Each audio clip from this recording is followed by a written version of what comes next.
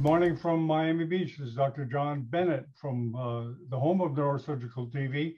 I have the great honor of starting a groundbreaking webinar, the Central China Grand Rounds, a legacy of Yuha.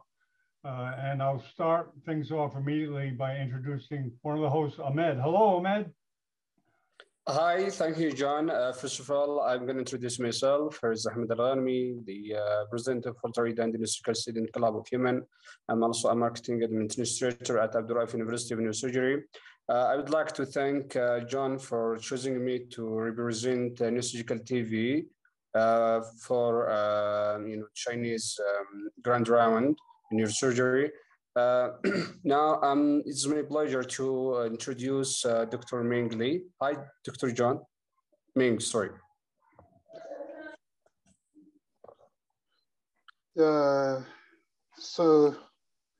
First, I think, thank you, Ahmed and Sam and Dr. Salim and Dr. Wismas and John for do a lot of work for this ground round.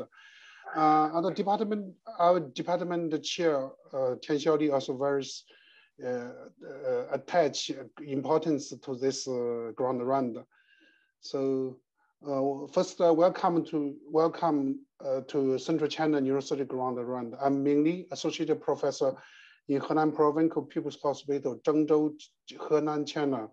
Here's the Asian China and the Central China. Our hospital and department is one of the largest in China. 3 weeks ago, Professor Sam talked to me about some case discussion. So we opened this ground round for all the neurosurgeons to exchange the new clinical texts, research and teaching. Hope this ground round will be one of the best in the Asia. Our hospital attach great importance to this ground round. Hospital president, Chuan Liangchen, will deliver speech using Chinese through his video and welcome all the neurosurgeons to visit us. Department chair Tian Xiaoli is online as a panelist right now. Hope all the neurosurgeons worldwide to join this ground. Sam and me will take care of you carefully. If some people would like to present or exchange the ideas, please contact me or Sam or John. Anyone is fine. At last, thank Neurosurgical TV, WeChat platform, the speakers, my hospital president, my department chair, all the colleagues who are watching us today for share with us the guidance and experience. Yeah. Sam, do you want to speak something? Okay. Thank you, Ming, for gathering us today. And now we will start with your program. Please introduce the first one. Thank you. Are we going to see the president's video now, Ming? Yeah. Okay, yeah. Here we go.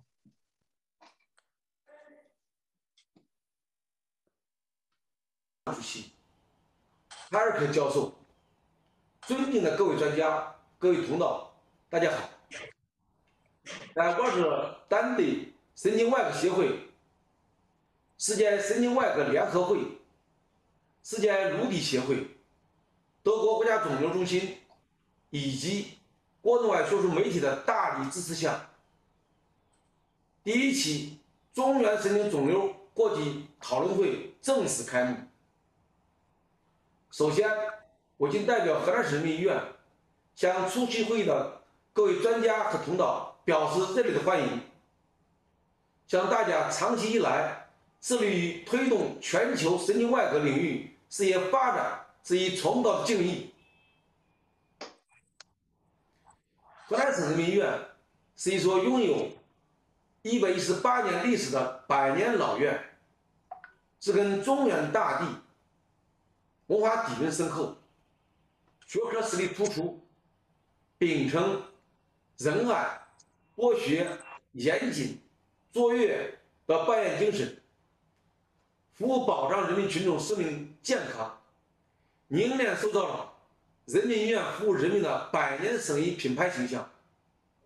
目前，医院拥有国家区医疗中心1个，国家级培训中心17个，国家临床重点专科12个，河南省医学重点学科24个，省级自控诊疗与研究中心45个，省级医学中心4个，省级临床医学研究中心5个，成功开展心脏移植、人工心脏、双肺移植等标志性技术。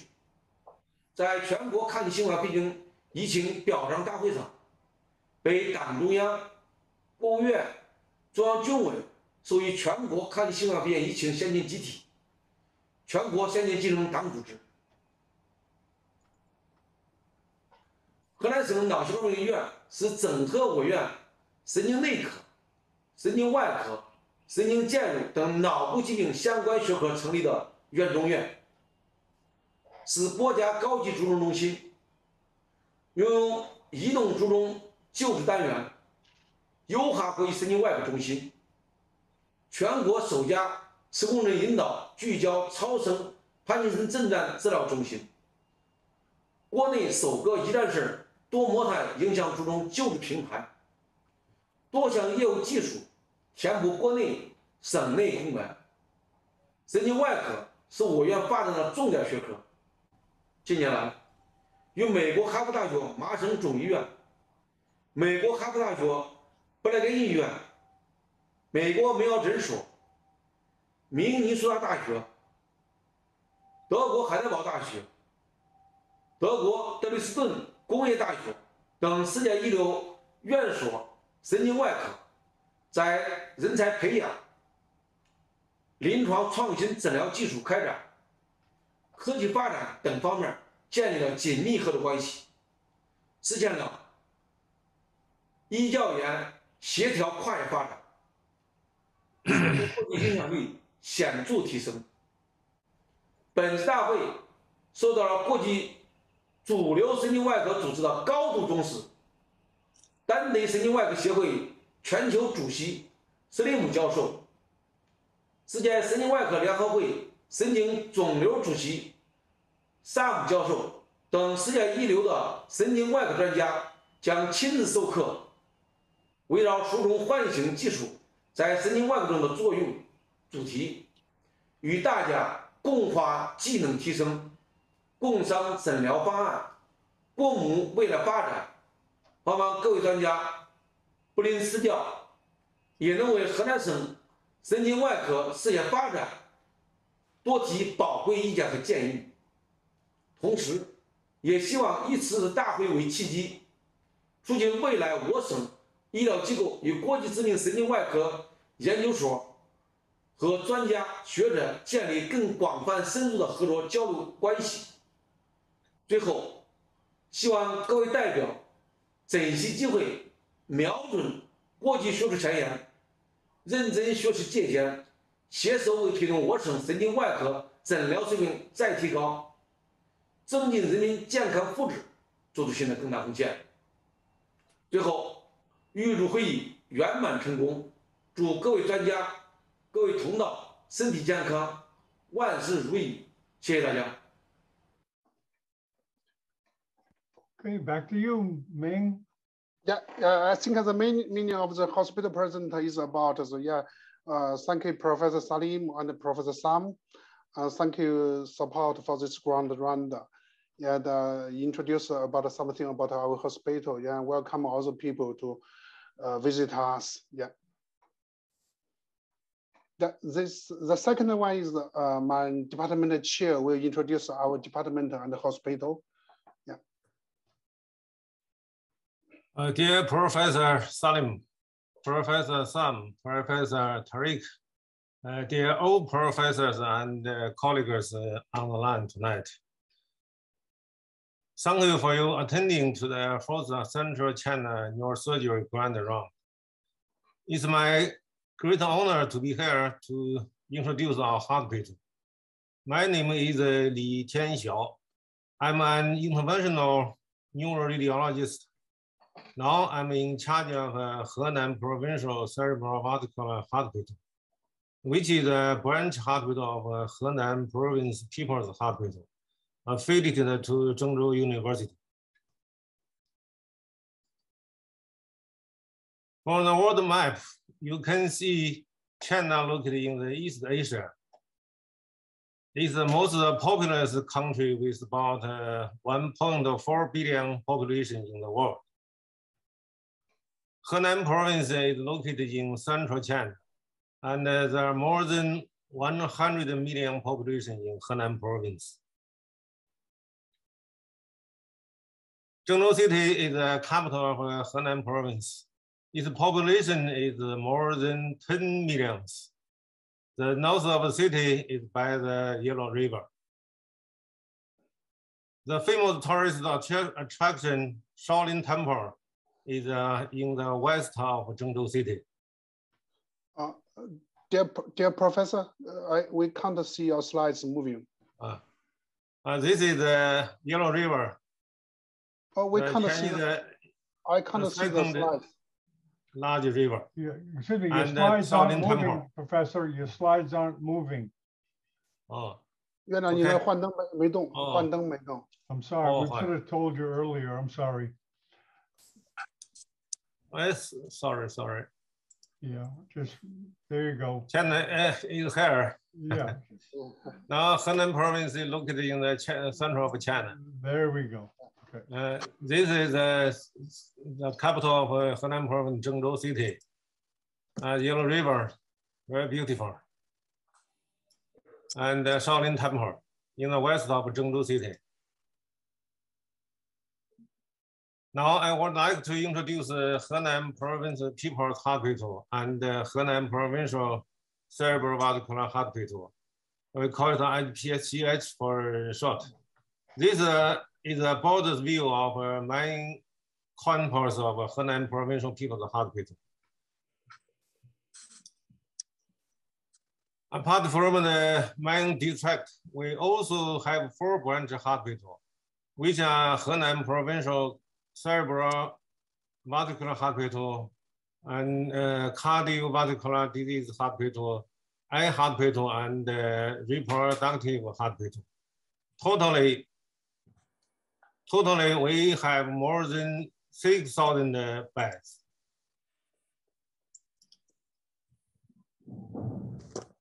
This is the overview of hospital. We have 113 clinical departments with more than 6,000 beds, which is one of the biggest general hospitals in China.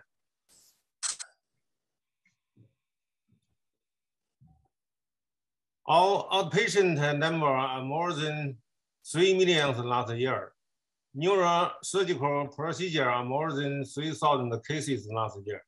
Endovascular procedure are more than 10,000 last year.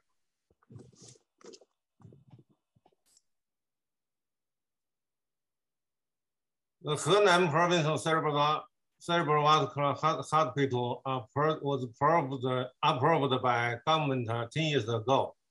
It includes the departments of neurology, neurosurgery, neurointerventional, and rehabilitation, and neuro emergency. It is the only brain specialist hospital in Henan province so far. This is about the medical team and the clinical workload of our cerebrovascular hospital. There are 182 doctors and more than 300 nurses. In last year, outpatient number were more than 170,000 inpatient patients. And total surgery number was more than 15,000 in last year. And this is the whole team of Yuhar International Center for Neurosurgery, including stroke center and neurointervention. Currently, all hospitals have 6 operation rooms for open surgery and 5 angio rooms and 2 hybrid surgery rooms. Our hospital have finished the screening work of high-risk stroke patients at a yearly volume of 20,000 at the National Cerebral Stroke Center. We have brought the first mobile, the first mobile CT stroke ambulance in China. We also have 4 helicopter and built an air and ground transport system in central China. Sorry.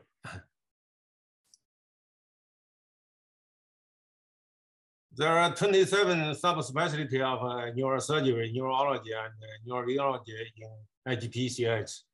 Almost all kinds of neurosurgical procedure can be performed, including the trauma, pituitary tumor, malignant glioma, spinal mass, brain stem mass, and pediatric neurosurgery, function neurosurgery as well.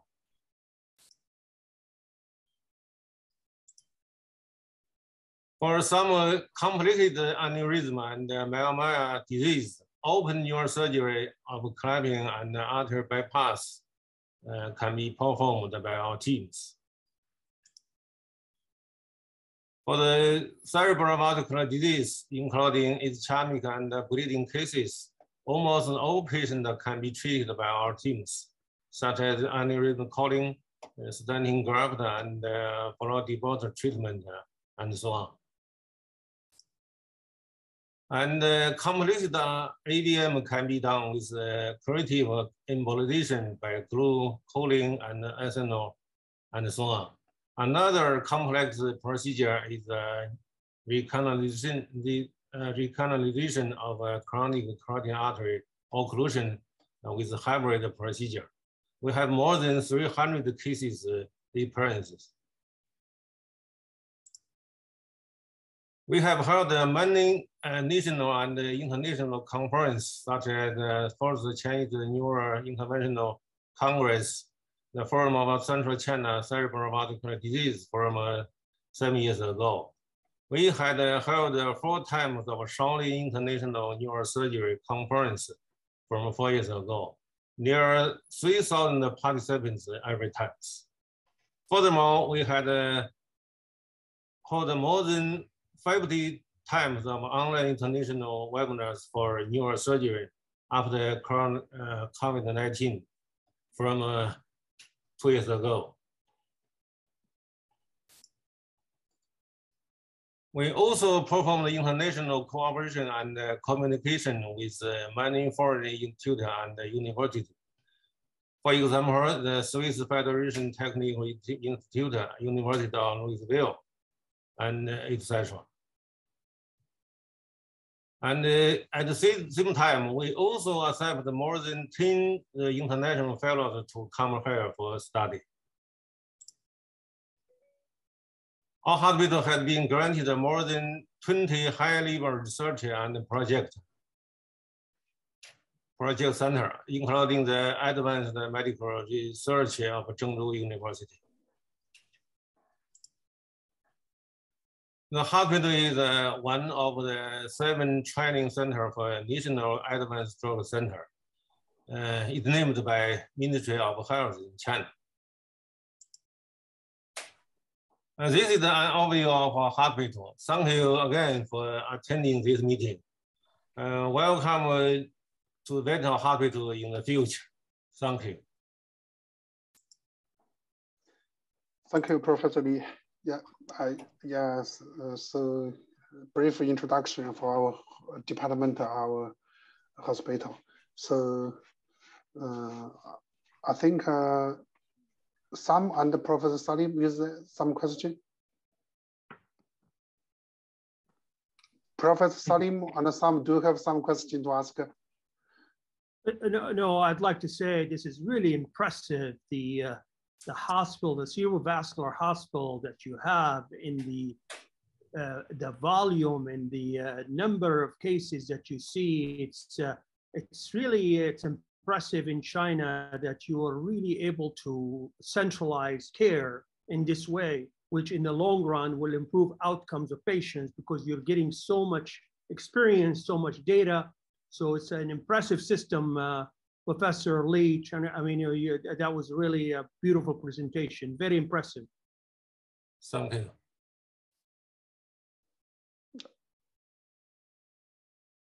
Thank Okay, you, Ming. Professor Lee. Thank you, Professor Lee, for this introduction for your incredible department that you have there. I am Dr. Sameh Al-Mousi, co-chairman of World Federation Neurosurgery Neuro-Oncology Committee.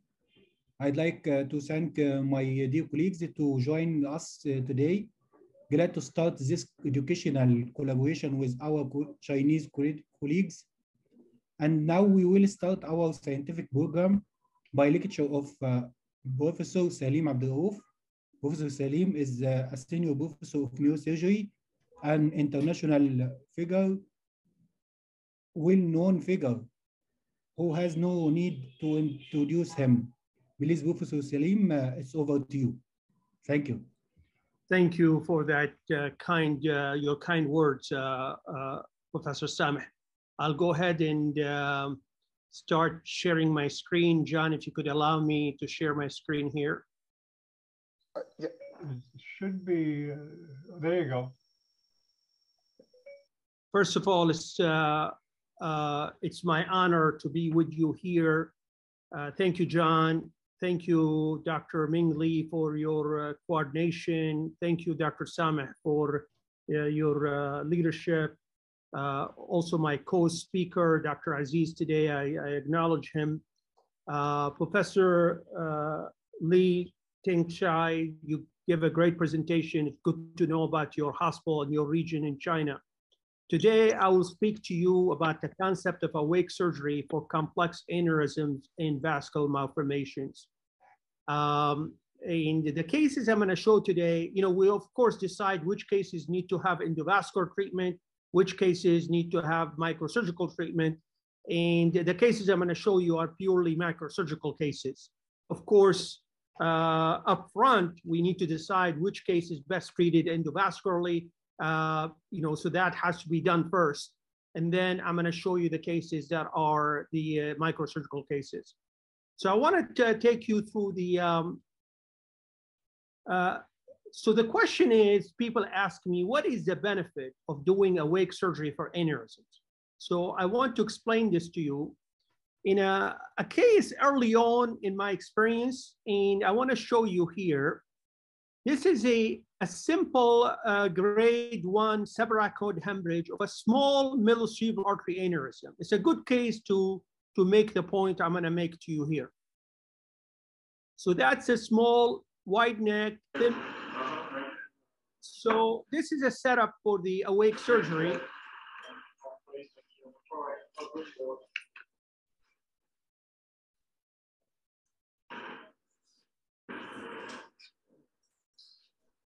This is what was very, it seems comfortable, even though on the EEG line, It's very comfortable. You see, the patient is not intubated. He has a face mask on, and he's very comfortable. He's fully sedated for the beginning of the surgery. Comfort of the patient is a critical element that we have evolved in this technique. Yeah, very comfortable. Generally, so because this was part of a study, we did EEG, SSCP, and motor evoked potentials for every patient so that we could compare it to general anesthesia. So here we are in the left sylvian fissure, okay? That's the aneurysm right here, all right? And just want to show you the anatomy of the situation for a second. So the M1 is down here. Let me just change this here. The M1 is down here, okay? There are 3 M2s.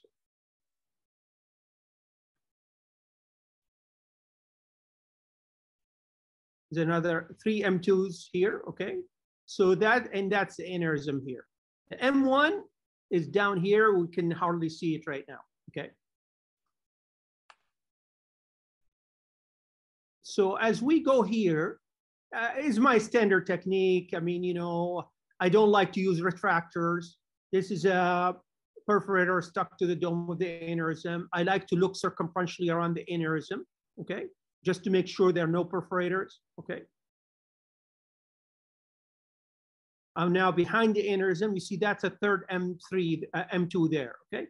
So I want to look all the way around the aneurysm because my biggest concern is don't put a clip on an aneurysm until you see circumferentially, perforators or anything else. As you see, this is a grade 1 subarachnoid hemorrhage, so we are, seeing blood in this area. Okay. So now I'm seeing that third M2 here. Okay, fine. All right. So now I need to explain to you why I'm showing you this case. There's an important issue here that I need to show you. Okay. I like to, just for the residents, sharply dissect behind the aneurysm to make sure everything is good, okay? Fine. Now, squeeze my finger. I'm putting a temporary clip on the M1 because it's a thin-walled aneurysm, it's already ruptured. The minute I put a temporary clip on, we test the patient, of course, I control our hand, the right hand. We're in the left sylvian fissure. This is a standard we do. Okay, to see the patient is tolerating the temporary clipping. Very excellent. The patient immediately tolerates the temporary clipping within the first few seconds. EEG, SSCP, totally normal. This is in real time. Let me show you what happens in the next 20 seconds. Okay. I'm great, buddy, okay? So I'm talking to the patient. Anything right now. It's my technique to shrink this is a wide neck aneurysm, so I'm shrinking it, okay? I'm shrinking it so that I can create a new neck for this aneurysm right here. This is all in real time, okay? And the patient so far is doing okay, all right? As I'm shrinking the aneurysm. Fingers here, you move these fingers? Within 20 seconds, he says, I cannot move my hand. We're like, try again. He said, I cannot move my hand, okay. The important thing that I want to tell you, which is really important here, is that the EEG, SSEP, and motor evoked potentials are all normal, while he cannot move his hand. But this is a gold standard. We know right away that there is a problem with the collateral flow, but these are normal. Okay, so this is a point I'm trying to make. All right, so the minute he cannot. You move these fingers, Carrie? He's not moving his fingers. So you hear me, I tell them, give me the temporary clip of removal right away. I don't want to keep a clip on the M1. Now I remove the temporary clip. I say, forget the temporary clip on the M1. I'm going to go ahead and clip this aneurysm without a temporary clip. Carry right here. The minute we remove the temporary clip, within seconds, he's moving his hand. The whole time, the EEG, SSTP, motor evoked were normal, okay? So this is a false positive, false negative of electrophysiological testing that I'm looking at. Excellent. You see, he's totally fine. Okay. So that's a point that I wanted to make up front. What is the advantage? We all know there are cases we do where everything is fine, everything during surgery is fine, and the patient wakes up with a deficit or a stroke, and we don't know why. This is the reason why. The reason is there are patients in which by mistake a perforator is clipped or a temporary clip is left too long and the monitoring is normal and the patient wakes up with a deficit. This technique avoids that problem. So that's the point. I published our first 30 cases of early on. I published our first 30 cases in this experience. And what we looked at is my first 30 cases of awake surgery compared to large data banks in the United States of aneurysms, of large data banks by region of the country. And what we looked at is, okay, what was the length of stay in the hospital? This is for unruptured now, for this specific unruptured aneurysm. Length of stay was 3 days. In the general anesthesia cases, It ranged between 5, 7 days, 8 to 9 days, okay? Discharge to a facility, not home, meaning going to nursing home or rehabilitation, meaning they had a problem, okay? In the awake cases, only one patient. In the general anesthesia cases, 16%, 16%, 7% compared to 1%, okay? Most important thing, of course, is stroke. What was the risk stroke? Well, the stroke was one patient, which is 3% under the awake. It was 13%, 14% under general anesthesia, okay? Modified Rankin scale looks at the functional outcome. It's not available for the large series. Luckily, we had one, so most patients went into normal functional outcome. Mortality is rare in unruptured aneurysms. Luckily, in our awake cases, 0 mortality. But in the general anesthesia cases, very small, but less than 2%. So anyway, this was the earliest report that we had in the Journal of Neurosurgery in 2017, explaining our early experience, okay? Now the next concept is what's the benefit of awake extracranial to intracranial bypass surgery? Okay, let me show you that. Many of you know that the way I do bypass surgery is I have this technique, where I use the internal maxillary artery here to the middle cerebral artery bypass. Instead of going all the way from here to here, high flow bypass, I do it from here to here. And I'm honored that, this technique is named for Abdroff bypass surgery. I'm very humbled by that, but that is the technique I use. This was a cover page of Neurosurgery article. So let's go through this. So I'll show you what's the advantage of doing this awake. So first, I'm going to show you, this is the internal maxillary artery here, okay? So of course, now with flow diverters, it's only very specific few cases I need high flow bypass.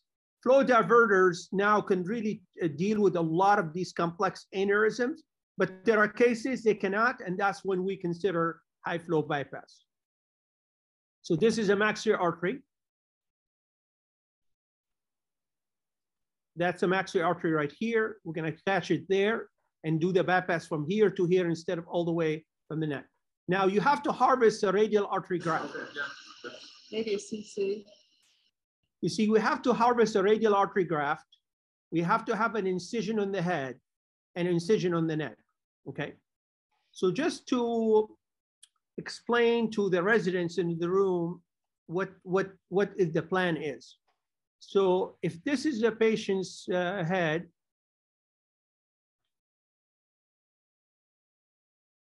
and this is the neck, okay.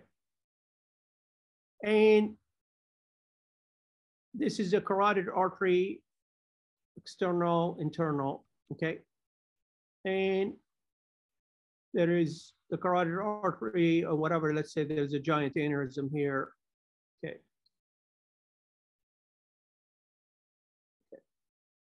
The idea is, the traditional technique is that we do a graft, and this, let's say this is one of the MCA. We do a graft from here.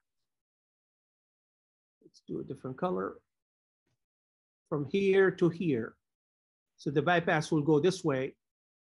And then once the bypass is in, we occlude the internal carotid artery here all the way to here.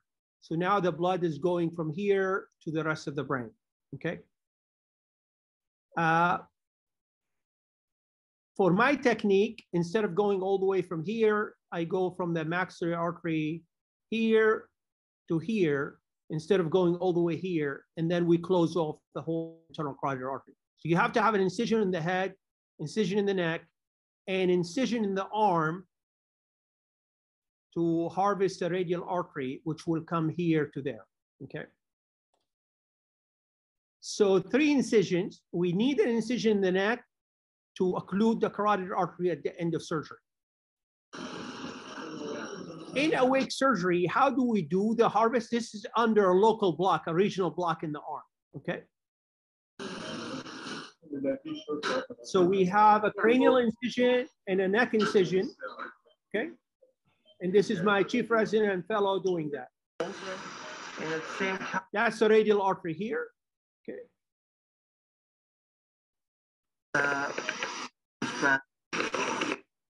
Okay. First step is we attach the radial artery to the maxillary artery, which is not a problem because the maxillary artery does not supply the brain. So temporary clipping the maxillary artery is not a problem, okay? So I'm attaching the radial artery to the maxillary artery in the temporal fossa. Next, this is a flow coming from the radial artery. This is the maxillary artery. Okay. Now I need to explain to you what is the advantage of doing this surgery awake. There are two steps that are the highest risk steps in high flow bypass surgery. Number one, we need to anastomose the radial artery to the whatever middle cerebral artery, okay? So we're bringing our radial artery and attaching it to the middle cerebral artery, okay? Of course, to attach this in the sylvian fissure, we have to temporarily occlude this M2 or M3 branch. This temporary occlusion, depending how long this anastomosis takes, is temporarily occluding a middle cerebral artery branch. How do we know that this patient is tolerating this temporary occlusion? As I showed you in the first case, I will know 100% if the patient is tolerating temporary occlusion of the middle cerebral artery. If they are not, I will go to another one, another middle cerebral artery, until I find the one that there is enough collateral flow. So I do not risk this time of temporary occlusion. Number two, after the bypass is in, we need to take the big step. We need to occlude permanently the patient's carotid artery in the neck. Remember, the patient lived with this carotid artery all their life. How do I know 100% that my bypass is so good that's bringing enough flow to the brain and I can occlude the carotid artery? Under general anesthesia, we did this all the time, but you're praying, you're hoping everything is fine because EEG and SSTP can fail you. But under awake, I'm going to temporarily occlude the carotid first, test the patient for 10, 20 minutes, make sure everything is okay before I permanently occlude the carotid artery. Those are the two steps that are highest risk steps in high flow bypass. By doing this technique, I avoid these two situations. So let's go. So now I'm gonna find this, okay, I say I want this M2. Let me put a temporary clip and test the patient. Make sure the patient can tolerate it. Squeeze my hand. Perfect. Let go. You see, the patient is tolerating the occlusion of that branch. So I'm anastomosing. I'm totally fine. If did not tolerate it, I will go to another one. Okay, good. Now I'm happy.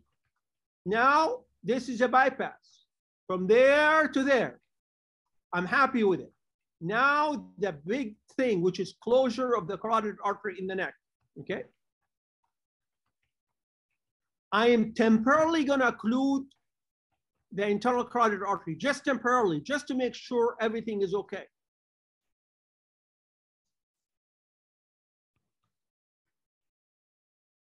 "10-minute occlusion test before I permanently occlude the carotid, okay? Deborah, squeeze my hand again. Deborah, squeeze my hand real tight. All right, let go. Let go. Perfect. Good job. Look at your toes, Deborah. Look at your toes. Great. The issue is you will know in the first few minutes, but I do 20 minutes just to be 100% sure. A temporary occlusion, hypotensive challenge just to be sure. Great job. So now I permanently occlude the internal carotid artery.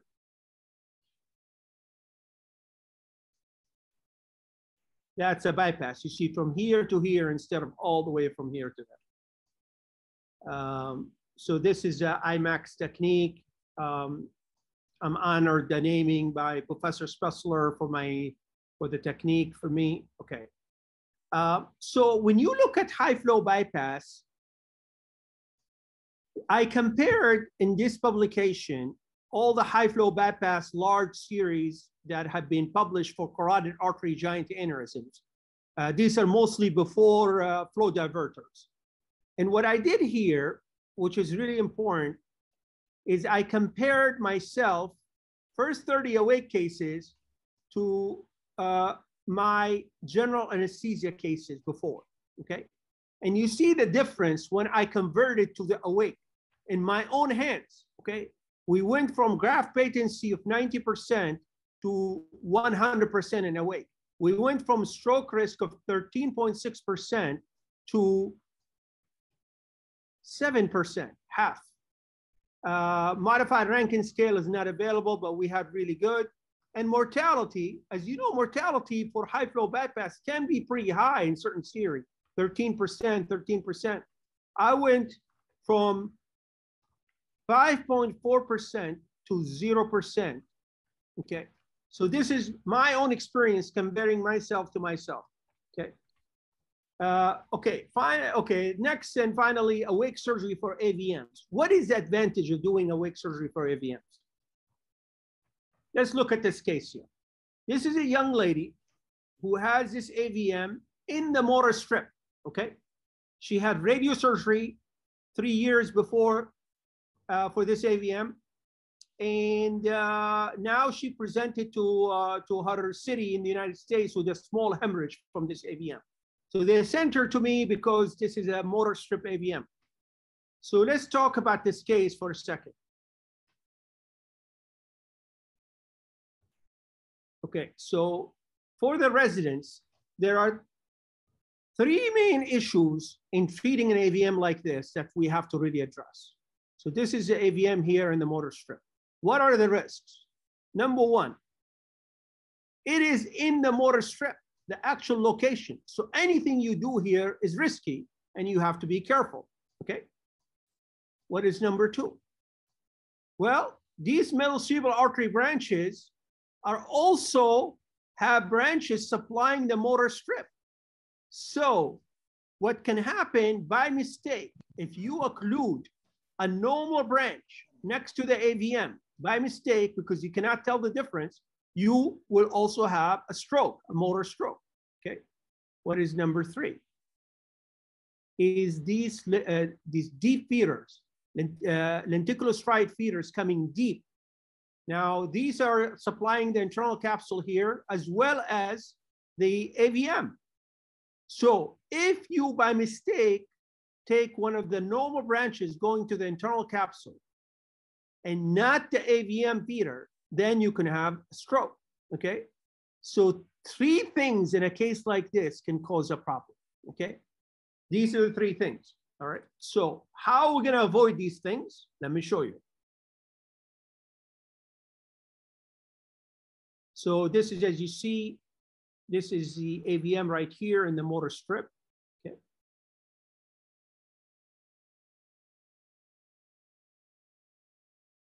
That's AVM in the motor strip. I don't want to. So I'm operating, this is central sulcus. As you see, is a lot of adhesions because she's had previous blood. See how comfortable the patient is and how I'm talking to her. This surgery is done in this way. I don't watch movies. You don't watch movies? Not very much. I work and I watch Netflix and I hang out with my kids. I see it. How about TV? Do you watch much TV? Yeah, my favorite. I do. It's the best. Management, that's exactly what I'm doing. So I'm going to give you a few days vacation. Patient is comfortable. I know she's doing okay. So my speaking with her gives me tremendous feedback, okay? Now, let's get into this artery here. I'm concerned the motor strip, is this a normal artery or is it really truly only supplying the AVM? I'll show you. Awesome. I'll let you, there's no better show. You see what I'm gonna do? I'm not sure 100%. Every AVM surgeon here knows those of, that we always, this is an issue always happens. Under general anesthesia, you don't know, and you're guessing. I'm going to put a temporary clip on this feeder. Okay. I'm going to test the patient. Can you get to squeeze your hand? Okay. She's squeezing just fine. Okay. For the residents, and if it's an AVM feeder, it's 100% supplying the AVM, the patient will move her hand. She'll be applying a motor strip, she will have a problem with her hand. So 100%. It's not, see, I'm gonna take it. I'm fine, I'm happy with it, okay? Same thing now, these are the deep, remember those lenticular striate feeders. Now I'm not sure about this one. This is a lenticular striate feeder going to capsule, or is this AVM feeder? I'm gonna put a clip on it. Now I'm gonna test the patient. Now, of course, this is a capsule, so I'm gonna test the arm and leg, okay? Can you squeeze? Perfect, and toes. See that? So I'm happy. She's moving, that means I can do that, okay? So that's how we do the whole surgery, okay? That's her, this was, she only stayed in the hospital a couple of days. She didn't have general anesthesia, so it's a very quick recovery and so forth, okay? Let's see, how much time do I still have, Dr. Ming and Dr. Sam? Still the same. I'm sorry? Yes. Okay, thank you. Thank you so much. Okay. All right, so let me show you a case that is really, this is a patient I have known after I finished my fellowship at Yale, I came and I knew him growing up, he and him together. I knew him, say he was like 11 years old. I was just starting. He had this massive AVM, okay? Now, of course, he presented with a bleed here, but massive AVM, okay? And I always said, this is not operable, leave it alone, okay? It's a very large AVM, okay, right here. The whole area, all the way up to the pulvinar of the thalamus, all the way up to the pulvinar of the thalamus, okay? Up to the motor strip, okay? I watched him for 10 years, my whole career, until he shows up one day to the ICU, he bleeds, okay? He bleeds, okay. Luckily, I mean, this was a very bad problem. This is really essentially, so I knew his parents very well. I said to them, I've always told you, this really should never be operated on, grade 5. But I said, he's a young guy, he bled, and I just started my experience with awake surgery.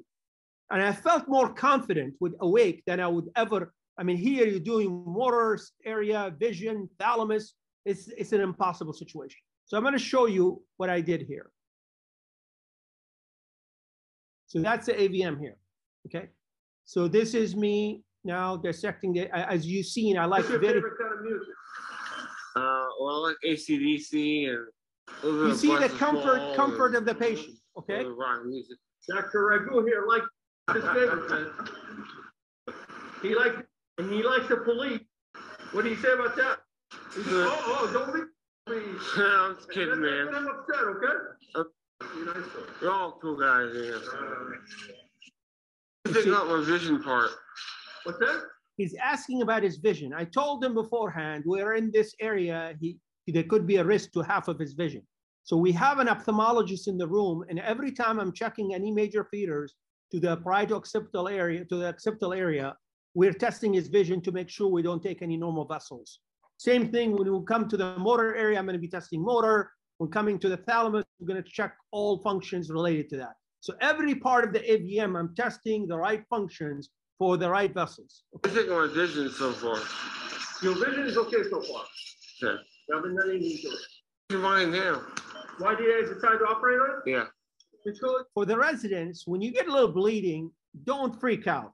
It's very easily controllable.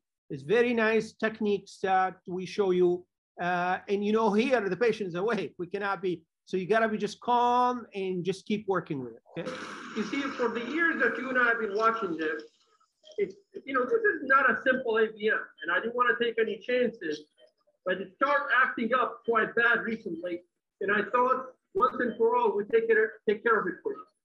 Because when you just got admitted to the ICU, you know, we had a lot of swelling and so forth in the brain, and I said, you know what, we just can't take any more chances with it. These are the large, now I'm coming down towards the tentorium, large venous aneurysms. I'm shrinking these down, okay? Right. So I'm so glad we're just gonna take care of it for all. Yeah, get rid of it. Right. Like I said, man, my mom watched you. You're a cool guy, and people. You're a trooper, man. You and I have been watching A long time. This is all the way down at the tentorium. You, bud. And I'm testing every area I'm in for the right function, so we don't take any normal vessels. That's the whole purpose of this, okay? That's him post-op day 7 in clinic after his surgery. First time in his life, his AVM free. I would have never been able to do this surgery beforehand under general anesthesia, okay? Let me quickly show you one more case that is one of the, probably one of the most complex cases in my whole career, okay? This is a young guy again who has an AVM inside the brainstem, completely inoperable, okay? Right there. He, in a different part of the United States, he had 2 bleeds going up as a child. He was treated with multiple embolizations and radiosurgery, which was the only right treatment because the neurosurgery would have been the right treatment for this, okay? Now he's older and he had a 3rd hemorrhage where he is completely intubated, 2 ventriculostomies, blood in the ICU. He was transferred to me to see if there is anything that can be done. After he had this, he started to wake up. Now he has baseline deficits. He has ipsilateral, 6th, 7th nerve, hearing loss from previous hemorrhages, has slight weakness on one side of the body. So it has multiple deficits over the years, okay? AVM, very complex inside the pons, okay? It's a diffuse AVM, okay? So this is a basilar artery, P1, P1, that's inside the brainstem. I sat down with the parents and I told them, really, I don't think we could do anything. I mean, this is a complex situation. I just don't think it's inside the brainstem.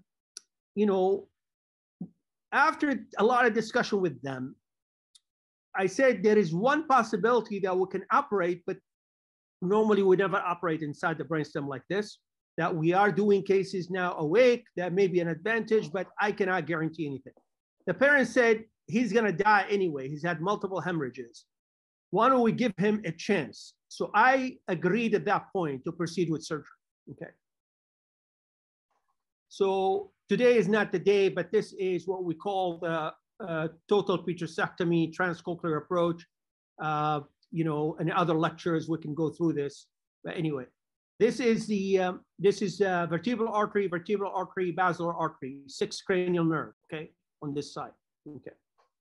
So surgery around the brainstem is very different ball game. You see, these are the small feeders coming into the AVM. I'm taking it right there, okay. This patient is awake. He's doing very well. I'm talking to him the whole time. This is a large draining vein right there, okay.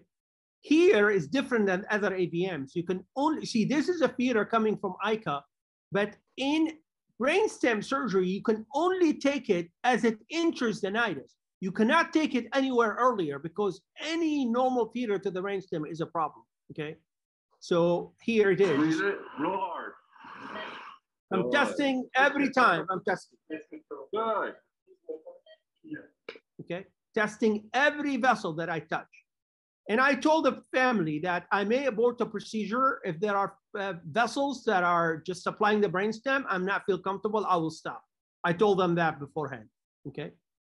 Now this is, you see off the basilar, mid-basilar, this is the big feeders coming into the AVM, okay? The patient is doing great. He's actually talking to me. We're discussing sports and stuff the whole time, which is really cool, okay? and this is our last large vein after I've taken all the feeders. Okay, so that's, I'm holding the last large vein here in my bipolar. Okay, and once I take that, that's post-op CT scan. That's his angio pre-op AP. That was his AVM. That's a post-operative angiogram. Pre-op lateral, you remember that AVM, post-op. Okay, that's his incision. Okay, that I did for this total picture. He's my friend on Facebook. You know, these are the messages he sends me all the time. Okay, he's back to his baseline function and he's very happy. Now, this is a case I show just because what can be done. A grade 5 AVM like this should never be operated on. This was a very, very specific scenario that we had to do, and luckily everything went fine. But the point I'm trying to make, the awake allowed us to do it. I would have never been able to do this under general anesthesia. There's no way, okay? And that's the point I'm trying to make. This is our review of our AVMs. So these are some of the largest series, over 100 AVMs, and that are published in literature. Of course, China has some very big series now. Of course, those will be included. This is my number of AVMs. And you see over the years, we're getting better with morbidity and mortality when it comes to AVMs. And this is comparing the standard technique in my hands versus advanced technique like I just showed you, how in my own hands, we decrease morbidity and mortality in AVMs. Best comparison is compared to yourself. That way you're not being sensitive with someone else. Okay, so the question you'll have, how did we do this awake surgery? This was under hospital approval. This is a committee. This is what these are the 4 steps of consent by me, the surgeon, talking for, this is for unruptured cases, outpatient clinic with the patient and family to discuss the awake option. Me, the surgeon, talking to the patient and family the day of surgery, talking about the awake option. Anesthesiologist talking to the patient independently and the resident, okay? This was a protocol. This was approved only for complex aneurysms in AVMs, not simple aneurysms in AVMs initially. Why? The committee felt that in literature in neurosurgery, simple AVMs and aneurysms already have reasonably good outcomes. So that would be hard to do a study like this. But for complex, the outcomes are not so good in neurosurgical literature study. If you can show us that you could improve outcome in the complex lesions, then it can be applied across the board. So this was the initial approval. Contraindications, patient declines option. Patient says, no, thank you. Or the anesthesiologist says the airway, I'm not comfortable with it. We don't want to do awake, fine. These were 2 contraindications. So in this study period, I did a total of 202 complex aneurysms in AVM, okay? Of those, 162 went awake, which is 80%. And this is the data from the committee. This is from electronic health record.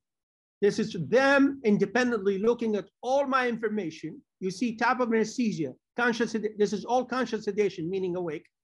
Any personal information is covered up, morbidity, mortality, okay? And I'll show you this data in detail in a minute here. Okay, so this was the awake arm. This was the 40 patients that declined the awake and they had under general anesthesia. And this is those patients here, okay? So this was the summary report of my experience in awake complex aneurysms in AVMs. The complex were defined for aneurysms, giant, large, partially calcified, or needing ECIC bypass, okay? Of course, these are cases, the endovascular cases were not included here, okay? That's for AVMs, grade 3 and above, okay? So what did we see here? We essentially, in my own hands, my own team, for complex aneurysms and AVMs, we went from 10% morbidity to under awake to 4.3%. Mortality, we went from 2.5% to 1.8%. okay, combined. So this is the impact of the technique as we have done it, okay? And to put humility aside, you know, I have reviewed and looked at journal articles of the last 20 years in neurosurgery. I'm not aware of any single variable in the field of neurosurgery in the last 20 years, new microscope, new technique, new clips, new whatever, that have had this much outcome difference on complex aneurysms, AVMs in the field of neurosurgery. So I'm humbled and honored by that. I want to finish at the end, just make a quick comment about the research institute that we have, and we would love to have our colleagues around the world and from China to be involved. We have, for our University of Neurosurgery, we have a research institute, which is a very complex issue, IRB, which is what showed you institutional review and everything. And what we are doing essentially is for neurosurgeons who are very busy and hard for them to do, you know, a lot of big studies. We're talking about multi-center, multinational clinical projects, okay? And what we do, we ask neurosurgeons to become principal investigators, and we provide the team of research that will do the research with them, collecting data, analyzing data, and collecting data from around the world, okay? And that's the teams we will provide to the neurosurgeon who wants to become a principal investigator. This is a QR code for any neurosurgeon who wants to become a principal investigator or a large project with a team from us that does all that work. You're welcome to become part of that. And so that's for the neurosurgeon. That is for the resident who becomes part of these teams. That's for the medical students who want to become part of those teams. These are the QR codes. If you're interested, please fill out the form. We welcome you to become part of these projects with us. Thank you so much. It's been my honor to be with you. Thank you for giving me the time to really share my experience here.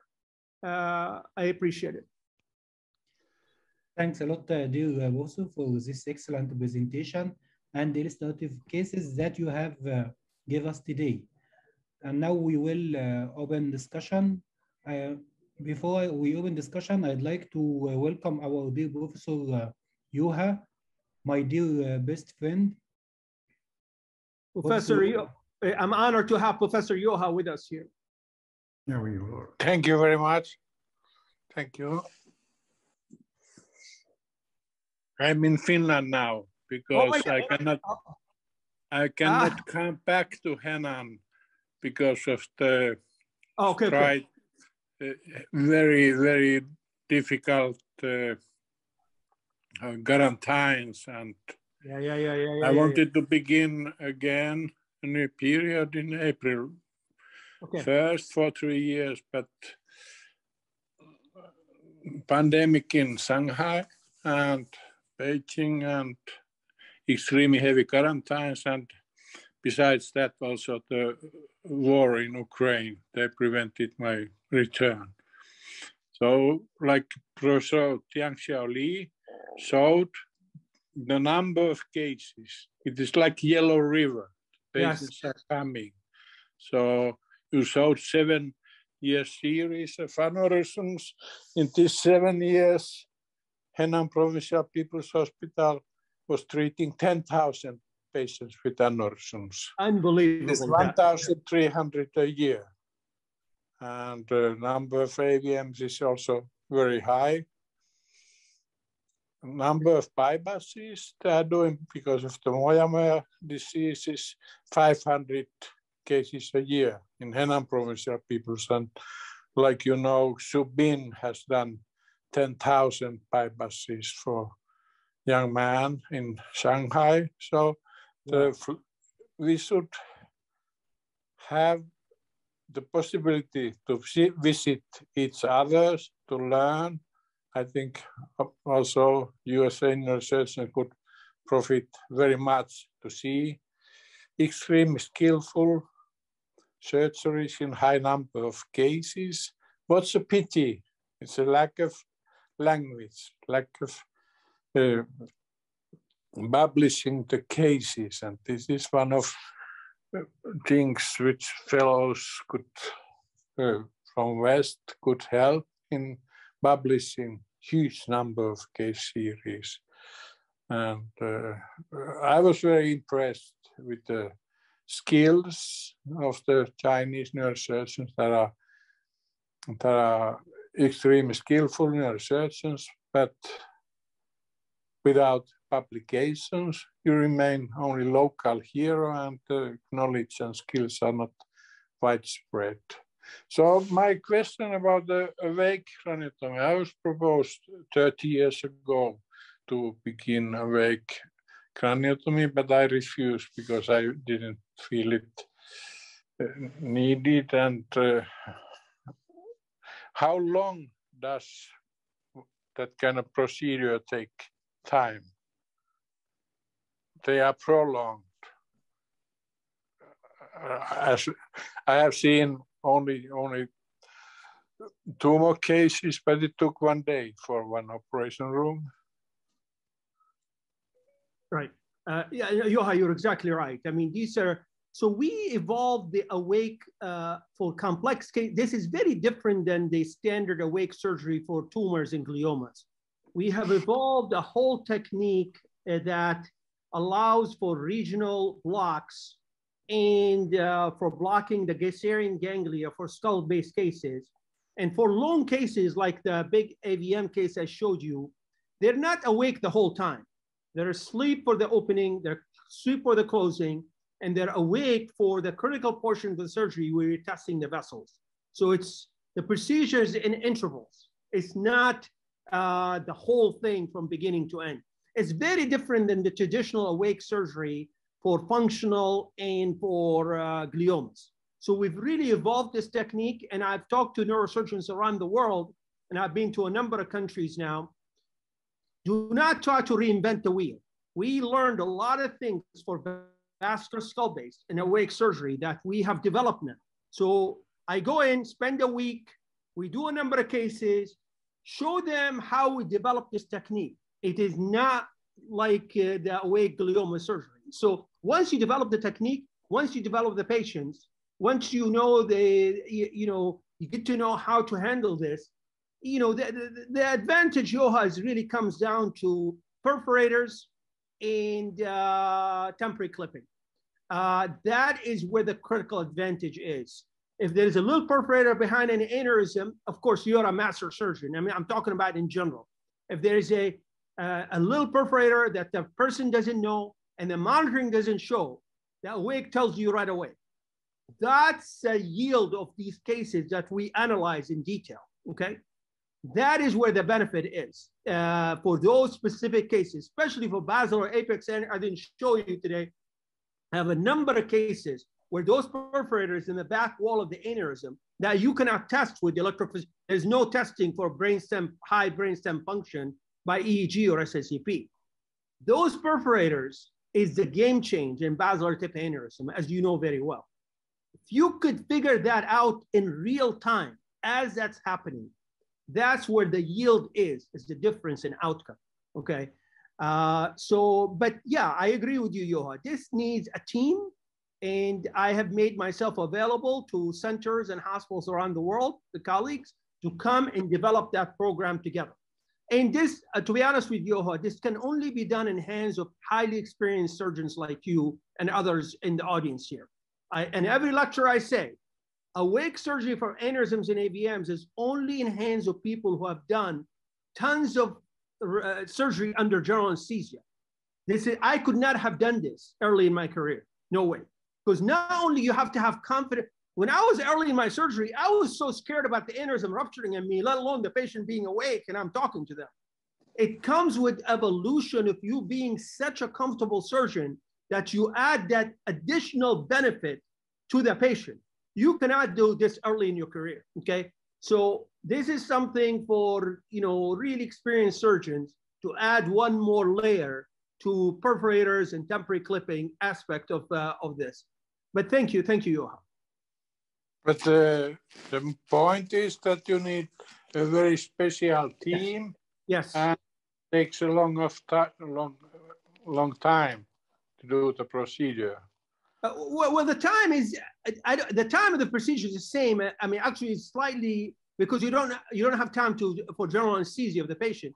The time of the actual procedure is the same because you're doing the same technical issues. There's no difference. The length of the time is the same. I'm speaking about the time in operation room because there's a big team testing before operation and all the time, and then yes. And speaking about the time coming to operation room and going out, this is certainly long. I think that's a good point. We don't have the time for anesthesia, for giving general anesthesia and for waking up the patient from general anesthesia. So you're eliminating that time. As far as the monitoring is concerned, we monitor general anesthesia cases with electrophysiology. We monitor the awake patients with electrophysiology. And the number of anesthesiologists is the same for same procedures. It's just a team is trained in the procedure. So, it's I don't think there is a big difference from the team standpoint. You are eliminating the general anesthesia intubation time and the extubation time in the operating room. So I'm not sure if there's a big difference in the actual time of the procedure, but you're right. You need a team that knows how to do this, that the anesthesiologist and neurosurgeon are very comfortable with it. And it requires, I learned a lot in the last 9 years in developing this. And I want to share that experience because there are a lot of little things we learned how to make it better. What we started with was experience from glioma surgery. That doesn't work for this, does not work for this. So it's a whole new way of doing the awake craniotomy. So it's just totally different. It's okay. Thank you. Thank you. Thank you, Johan. So good to see you. It's been a long time. It's great, good to see you. Thank you. Thank your you. contributions to the field of neurosurgery, to a whole generation like mine, are admirable. Okay, and we respect you for that. Okay. Thank you. Thank you. Thank you. This was these were my points. I have just one question to Professor Salim. Yes. Regarding brain AVMs during awake surgery, if there is chances or percentage of cases that you stop surgery during the AVM and you leave some part of the AVM because you feel it's not safe to continue? Or yeah, I mean, yeah, Dr. Wasim, as you know, AVM surgery is a very complex decision. I mean, I think as far as I think my decisions in AVMs is to, the way I look at AVMs, AVM is like being pregnant. Either you have the whole AVM out or you don't. Partial treatment of an AVM does nothing for the AVM. It's only psychologically very good for the neurosurgeon, but not for the patient. So if I'm going into an AVM surgery, I'm going for 100% cure. Or I will not do the surgery. Now, there are cases I just say these should not be operated on. Okay, thalamic, brainstem AVMs, basal ganglia AVMs. I just don't think the risk-benefit ratio is worth it to operate on them.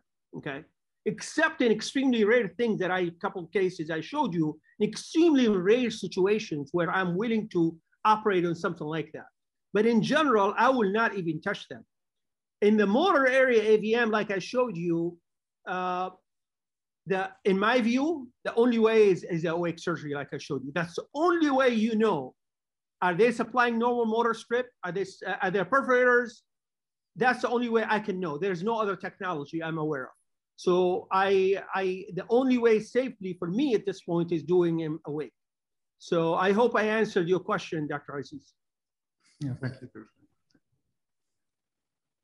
Thanks a lot, to you both for this discussion, which have answered a lot of my questions about selection of patients that we will make awake craniotomy for him. My question about disadvantage of using awake craniotomy from expert like you. And yes. The other question about partially calcified aneurysms. Is there a difference or is it okay? Yeah. So the first question, the selection. First of all, the patient has to be 100% fully mentally cognizant. So this surgery cannot be done in somebody who's already grade 3 rupture, they're sleepy or they're not, I mean, there's no way in the world you would do this surgery. It has to be somebody who fully can give a consent themselves and the patient feels comfortable with it. So you have to have that discussion, the counseling with them beforehand. That is the only issue. As far as lesion contraindication, my way is every patient to me right now should be, at least the kind of cases I deal with, the complex cases, are best treated with awake surgery. Okay. As far as partially calcified, I will have answer your question. I'll pull up a case, but I don't want to take Dr. Aziz's time. If there are 2 minutes, I will show you the case so that you could see what I'm talking about as far as the calcified is concerned. Okay, excuse me, Dr. Aziz, we will give a chance. Yeah, okay. Go ahead, Dr. Oh, okay. I mean, do you want me to do it after his lecture or before? 2 minutes, okay. It's okay. Okay, it'll take me 2 minutes to pull it up. Maybe I don't want to, so let me get it ready and I'll, okay. We'll start with Dr. Aziz and back to you. Thank you. That'll be better, yeah. Meng, please welcome Dr. Aziz. Yeah.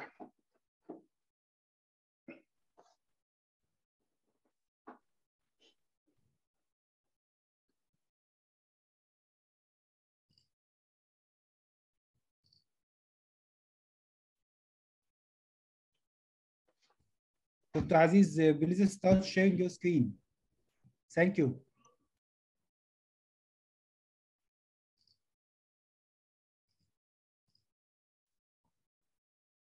So is it shown now on my screen?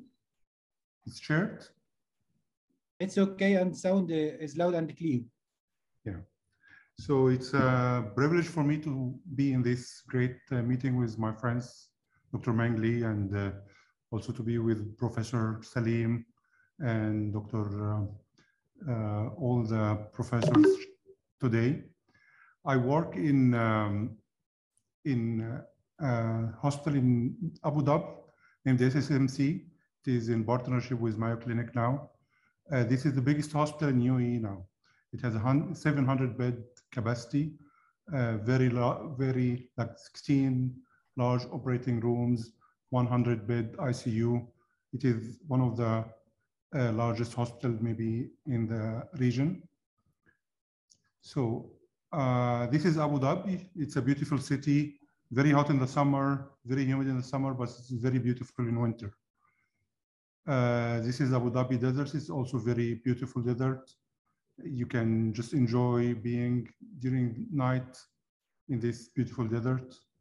Also, Abu Dhabi is famous for sports activities. You can visit Ferrari World. You can visit the Formula. This is in Yas Island. This is my hospital. Today, I will speak about glioma surgery. So the outline of the presentation is 3 points. First, the rationale of surgical resection of gliomas, why we need to resect these tumors. The second point is why mapping and awake brain surgery matters for these cases. And then the last one is how we do it. So the rationale for resection of low-grade gliomas, we all know that low-grade gliomas are growing tumors. It grows 4 millimeters per year. It slowly invades adjacent cortex and subcortical areas, leading to neurological deficits with time. It is presented most of the time with seizures, which affects quality of life of patients, usually affecting younger patients. Possible malignant transformation. We all know that in 50% within 5 years. Resection, usually for these cases, because of all of this, resection eliminates the sampling errors, because only biopsy, we take small tissue, but if we resect, we can have all the tissue of the tumor. It reduces the symptoms and signs of mass effect. So this proven by studies throughout the years now. Earlier extent of resection significantly influences the progression-free survival and improves it. Early resection is also proven that it increases the overall survival rate. Seizure control is better after complete resection or near complete resection in these cases. Rate of malignant transformation also is decreased after complete or near complete resection. This is also proven by studies. For high-grade gliomas, the greater extent of resection at initial diagnosis improve overall survival as well. And 80% of extent of resection exists for newly diagnosed or recurrent glioblastomas. Still, all or none rule for glioblastoma. If we can resect it all or more than 80% as well, if we cannot do that, a biopsy is sufficient. So why we need mapping and awake brain surgery in gliomas? So we all know now that the impact of post-surgical neurological deficits and quality of life post-surgery decreases if the patient has post-operative surgical deficits. The overall survival decreases by more than 40%. So the post-operative deficits erases the survival benefit in these patients. So it is very important to have safe resection for these tumors. And we all know that staying within the tumor is not always safe for low-grade gliomas, because usually low-grade gliomas invade the normal cortex, which is still functioning. So staying within the tumor is not safe. The preoperative imaging modalities we have, like MRI, functional MRI, DTI, and also the other intraoperative technologies like navigation will not give us the protection we need against complications in these patients. So for preoperative functional MRI, we all know that preoperative functional MRI is not good for language localization. For example, bilateral dominance may be missed in functional MRI, which accounts for 20% of cases. Also, functional MRI may miss temporal language site localization accurately. In some patients, there is second and third language sites, which usually missed also by functional MRI. Brain shift during surgery and navigation, use of navigation also affects the accurate localization with functional MRI. So we consider functional MRI preoperative as a way to determine whether or not to operate, not how to operate these cases. For preoperative DTI, we all know that it is also misses some invalid tracks, and sometimes it adds invalid bundle tracks. Also, the brain shift during surgery is making it difficult to determine accurately the localization of the tracks. During surgery, it is also difficult to determine which the fiber tract localization.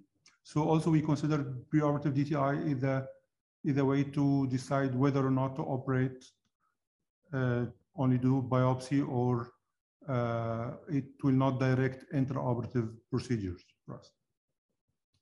So continuing why mapping, we find out that intraoperative mapping and awake surgery has a very high accuracy in identification of the sensory motor or in language areas. By continual somatosensory vocal potentials, MPs, it gives us a powerful tool to real-time be sure that the patient is doing fine. The subcortical stimulation also gives us a buffer zone of 5 mm protection against going into the bundle tracts. So for us, mapping maximizes safe resection, but it is not always give us increases the extent of resection. So sometimes mapping will let us have less resection than what we intended to do. So how we do it? Awake brain surgery is used. We have first to define our indications for these surgeries. So most commonly we use it for low-grade gliomas, for circumscribed high-grade gliomas, for brain aneurysms, as we learned today, and AVMs, as elegantly presented by Professor Salim. And also we need to know what our contraindications or what our limitation in this. So non-cooperative patients because of age, disease, psychological issues, inability to follow commands, difficult airway, extremely morbid obesity, intractable seizures. This is not good cases to have awake surgery.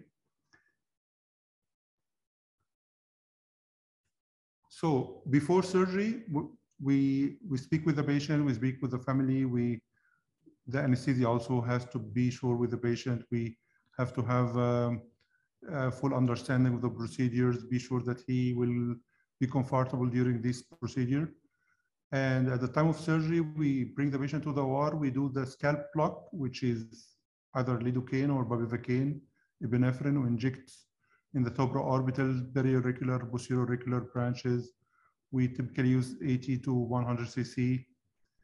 And then we do the general anesthesia, which we have two types of awake surgery, either asleep, awake, asleep cycle type, or the conscious sedation type.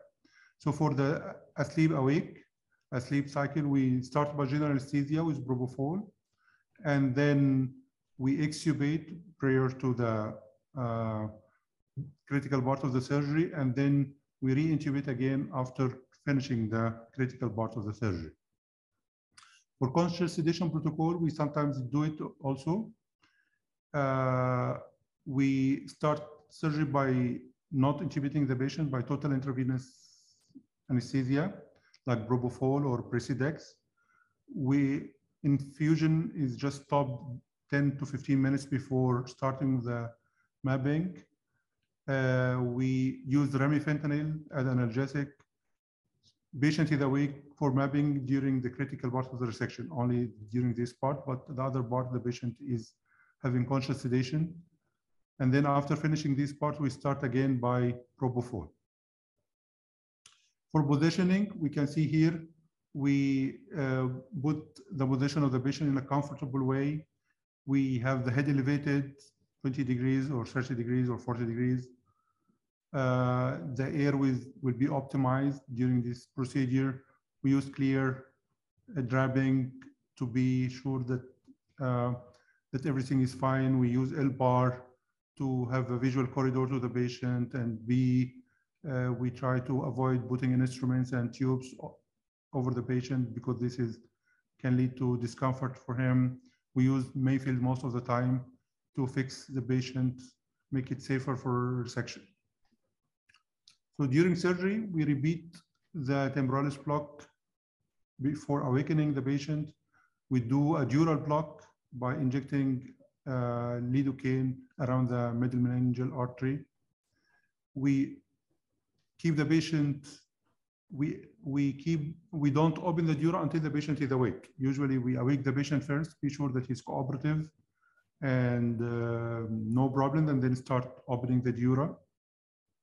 This is one of the tips we have. Patient can experience, we sometimes see that the patient can have referred pain from the dural opening around the ipsilateral ear or eye. So we know that, and we have to give the patient analgesic during this time. We avoid narcotics, avoid inhalational agents, avoid muscle relaxants, be ready with laryngeal airways like masks. We sometimes need mannitol with the smaller doses. We need to cover the patient with antiepileptics, preferably sodium channel blockers like Tegretol.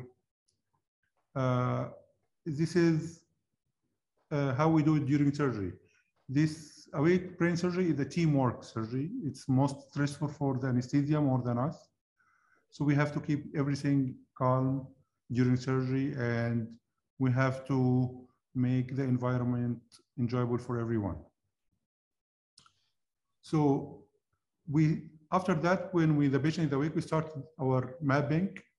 If the tumor is around the motor cortex, we do mapping for the motor cortex.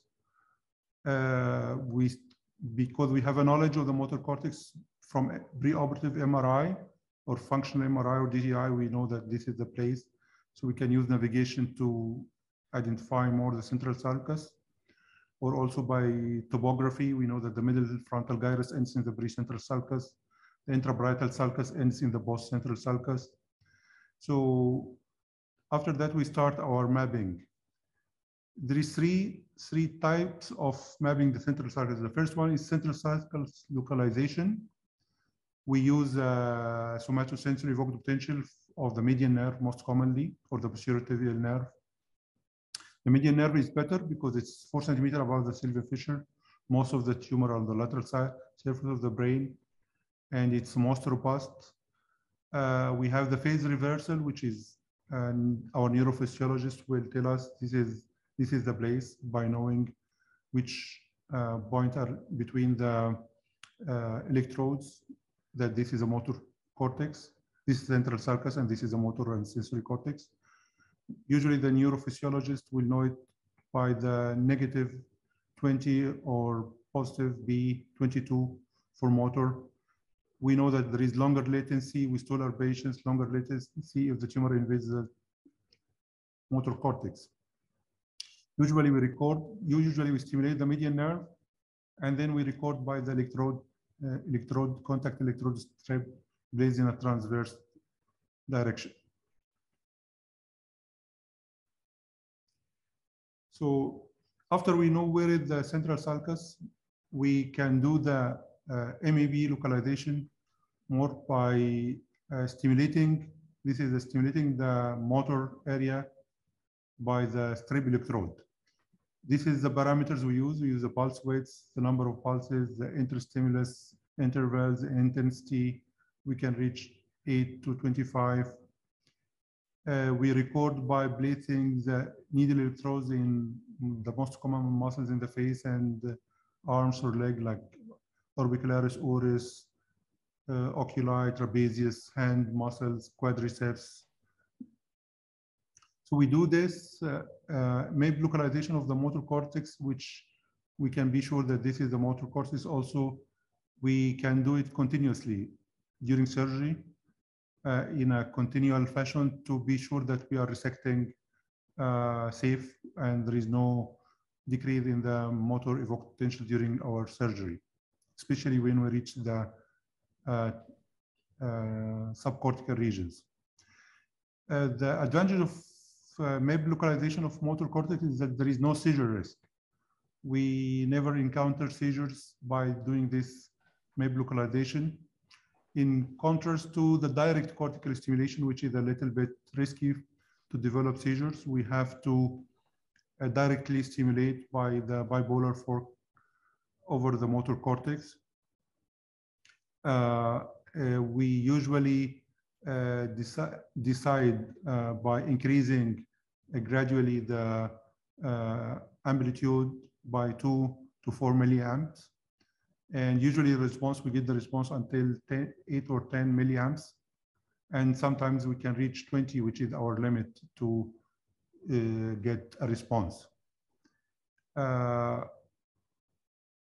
We usually have ECOG combined with this direct motor stimulation, because ECOG can give us knowledge about the after discharges, because if we see after discharges, we know that this is our limit. We usually go to 1 or 2 milliamps below the after discharge threshold to be safe, not to invoke seizures. And after knowing where we are, we mark these areas with markers. So for direct cortical stimulations, all these patients have to be on anti-seizure medications optimized by loading, usually sodium channel blockers. We are ready with midazolam, 2 milligram. If seizures happen, we are ready with cold irrigation also to stop the seizures. We stimulate 3 seconds per site. We try to use the lowest current possible, especially near the central sulcus. When it comes to the subcortical areas, we use a monopolar probe. We stimulate up to 15 milliamps until we get a response. And then we know that we decrease the amplitude to 5 milliamps. And we know that every 1 milliamps, it is equivalent to a depth of 0.8 to 1 millimeter distance in the brain. So when we reach this 5 millimeter buffer zone, we stop because we know that we are near to functional tracks now. So coming to the language sites, if the tumor is near to the language areas, we prepare our slides. These slides, the patient must know, at least 80% of the slides the patient must name it. We use usually black and white slides, no colors, no emotions, because this can lead to learning curve, increase in the learning curve. It should be not culturally biased. We use 3 seconds for every slide. We usually accompany the cortical mapping with ECG. This is very important because it gives us safety against seizures. It decreases, it let us avoid seizures. And also it will let us know the after discharge threshold, because usually we go 1 to 2 milliamps below this threshold to avoid false localization.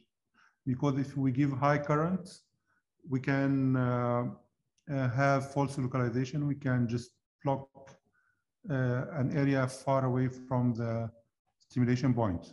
Also, we have to be ready with midazolam and cold irrigation if seizures happen. For cortical language mapping, we usually map the face motor area first to know it, because sometimes when we map this face motor area, patient stop naming and we can miss the actual language cortex by thinking that this is the face motor is the language area. We stimulate each site before the object or the slide appears to the patient. This is very important. We should start stimulation before the appearance of the slide to the patient. We stop the stimulation as soon as the patient correctly named the slide.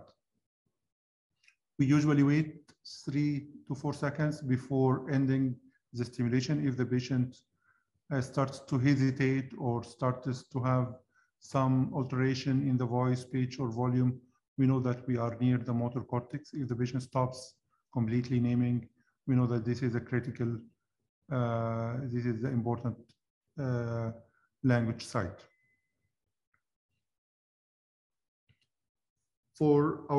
Also regarding the language mapping, we should consider 2 important points, which is more common nowadays in awake patients, which is multilingual patients. We have lots of multilingual patients now.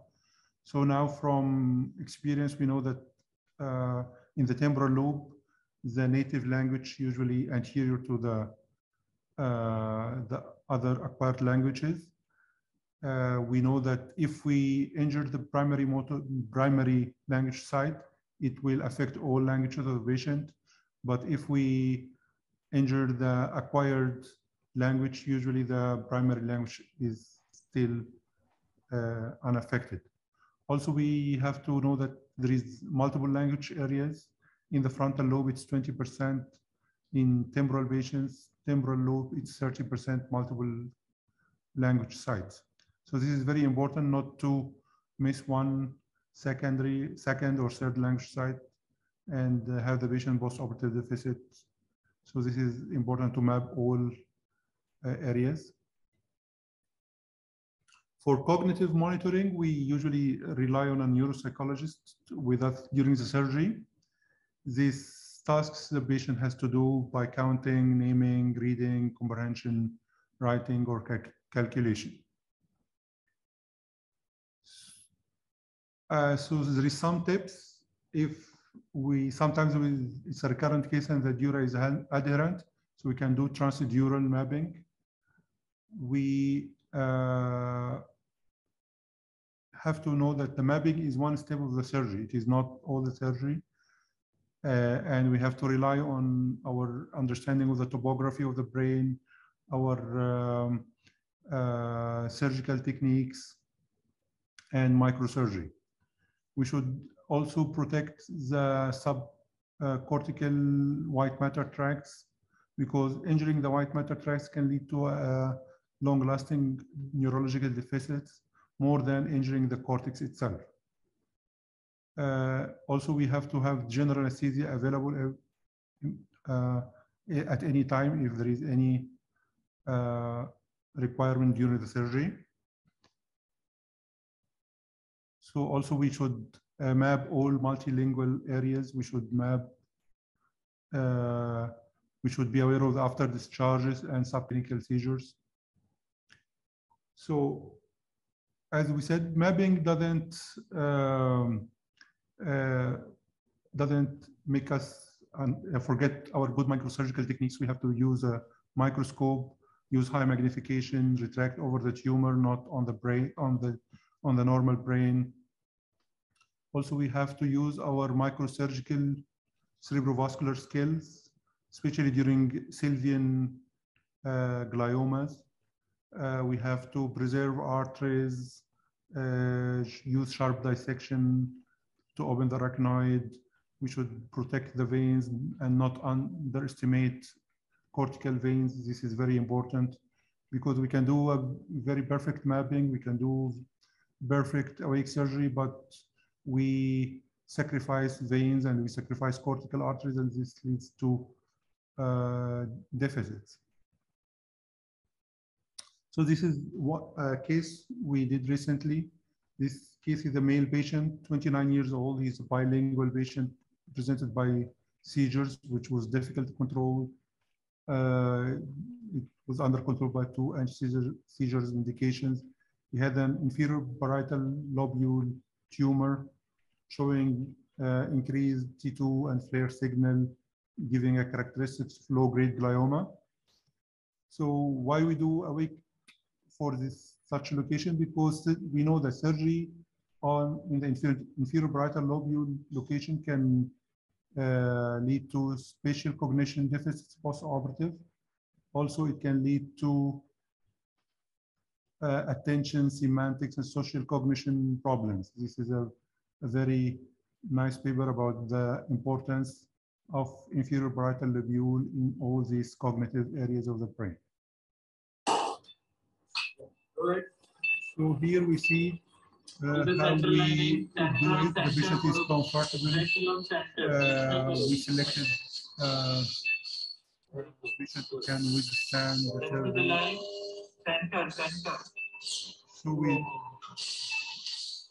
let him bisect the line, and if he deviates the center of bisection, we know that his spatial cognition is affected. And this is his post-operative CT. We can see that the tumor is sized without much damage to the surrounding structures. So awake brain surgery is a challenge, most commonly to the anesthesium more than neurosurgeons. Careful selection of the patients and high motivation among the team is the key element of success for this surgery. So this is some publications for future reading if someone interested to know more about how we do it for glioma surgery. Thank you very much. It's a pleasure.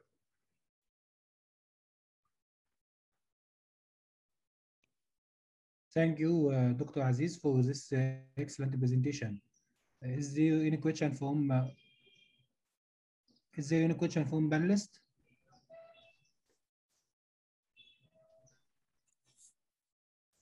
I just want to say that was an excellent presentation by Professor Aziz. Really very well done. Explains the whole concept of, surgery, awake surgery for gliomas. So it was really beautifully done, actually.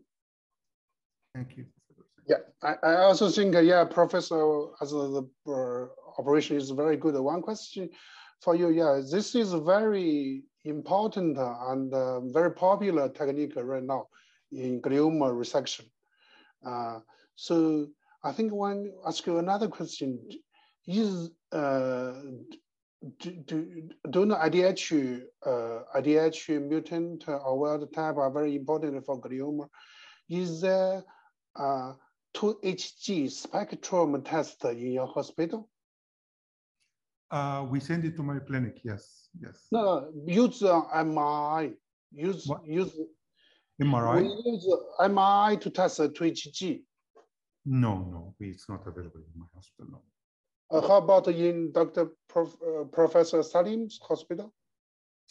Say that again. I was cutting out for me. Can you ask the question again, please? Is there 2HG spectrum test in your hospital for glioma?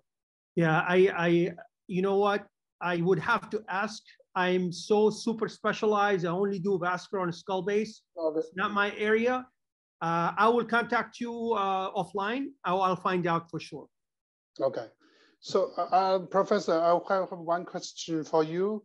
Just now, I have some questions. So, in China, most of cerebrovascular disease people are using the intravitreal therapy. Right now, only 10% of people would like to open surgery for vascular disease. What's the situation in USA?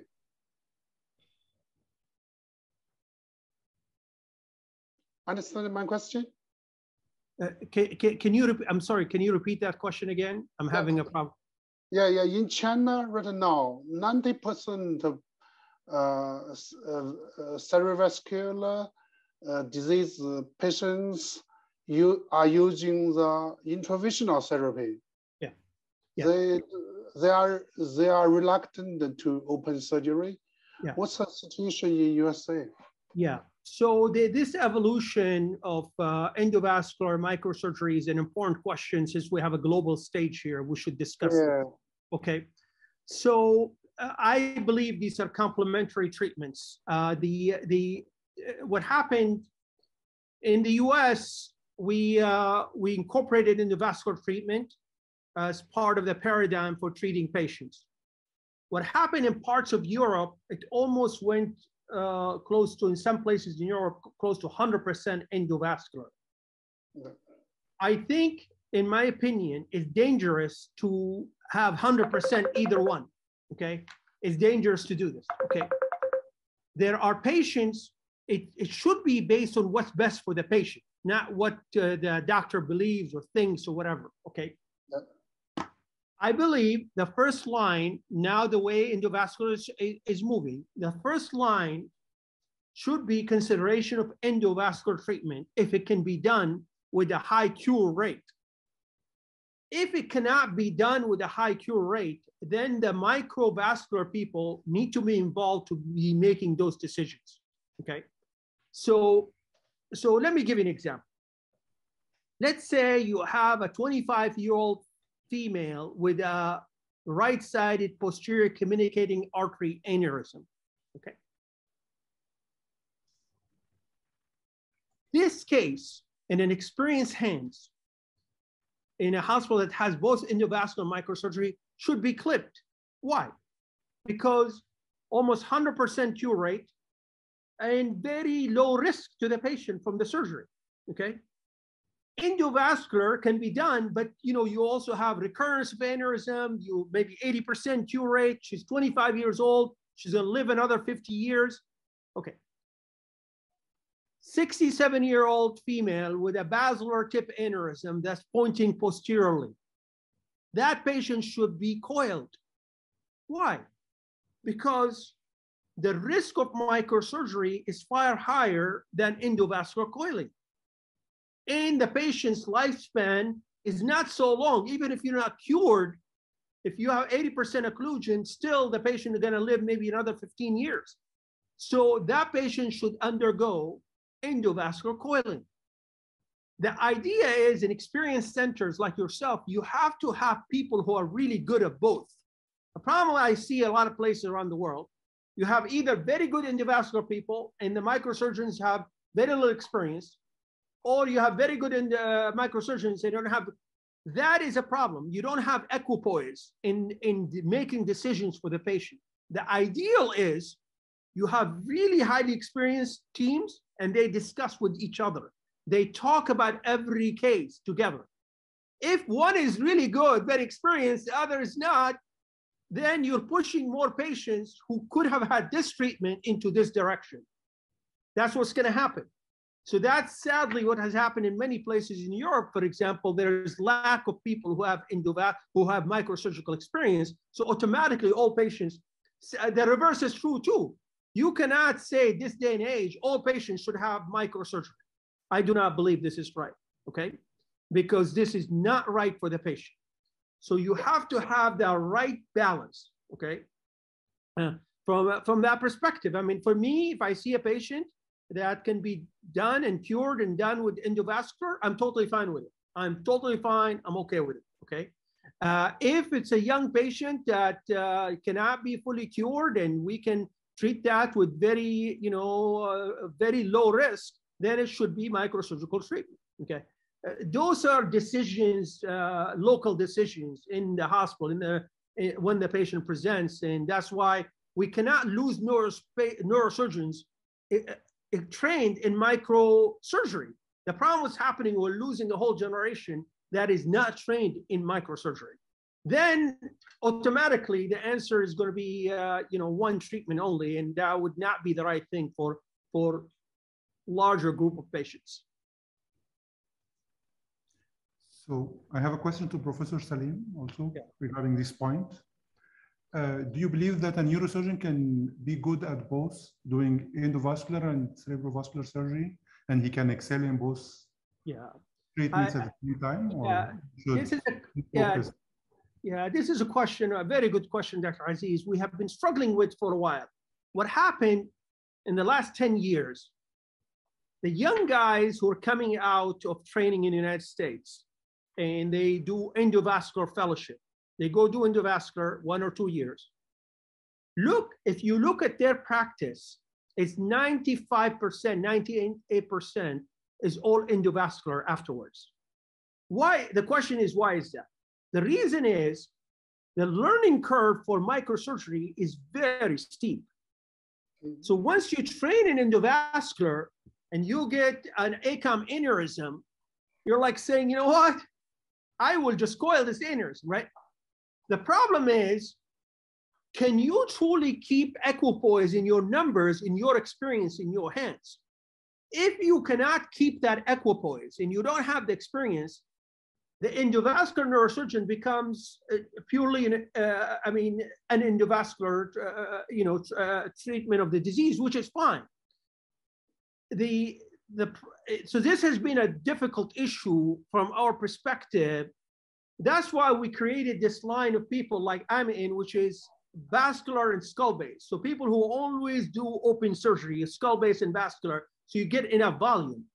But I believe all the new generation of neurosurgeons vascular people should be trained in endovascular, okay? And everybody has to be honest with themselves. If they purely do endovascular and that's all they're gonna do, then that person is not the right person to give the opinion whether that could be treated with microsurgery. I don't think that's the right individual. I think there are examples around the world for people who excel in both and they can do both. And those are the examples that we can follow. That's why I believe somebody who has done microsurgery, has done it for a few years, has done a lot of cases, then going to do endovascular may have more an ability to give the right opinion, So that has been kind of a difficult issue to deal with.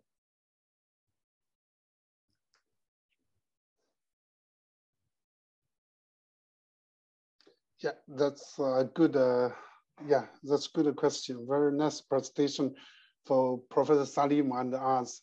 So right now, there's 1,960 Chinese neurosurgeons are watching our presentation on WeChat platform. That is great stuff. It's an honor to be in front of such an audience. Yeah, I think yeah, Professor Yuha is also here. Yeah, maybe some question. Yeah, yeah. Professor Victor Hugo Pengzi have some question.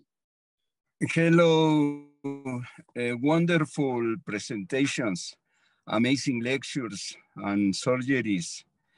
I remember that almost 25 years ago, here in Mexico, in one of the most important hospitals, we did some surgeries in awake patients, especially gliomas. So we forgot that kind of surgeries because of the economical resource. I think is more expensive than other surgeries. And Professor Salim, you think these kind of surgeries are going to be the future in neurosurgery? Thank you, Professor Victor, for that question.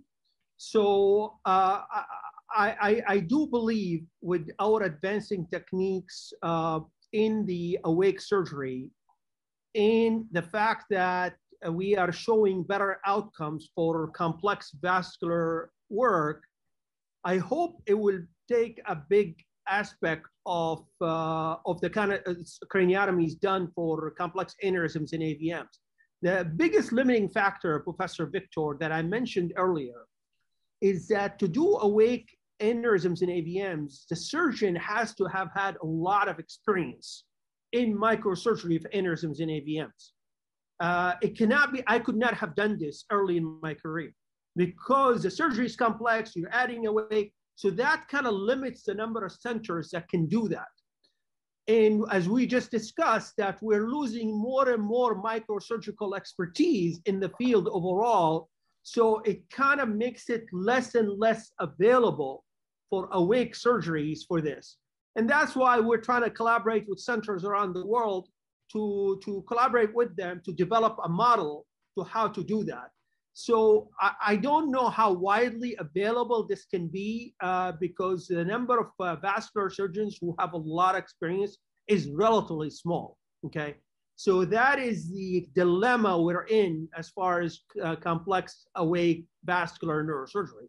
That is a dilemma for us for sure. As far as awake surgery for gliomas, it's very widely being used all over the world, as Professor Aziz showed, and it's done very well. And I think that's a great technique to also avoid complications. The idea for vascular skull base, it's a little bit more limiting due to the limited number of people who have hundreds of cases under their belt before they can do this kind of work. So unfortunately, we're limited from that standpoint, Professor Victor. Thank you. Thank you very much. Thank you. I'd like to make a comment. I'd like to mention that Victor is going to be giving a series in Chinese in a week or two. And let me just show you an example of some of Victor's work. But he does wonderful illustrations. So we're looking forward. It's going to be translated into Chinese. So we'll see you then. We'll let you know. Okay, Victor?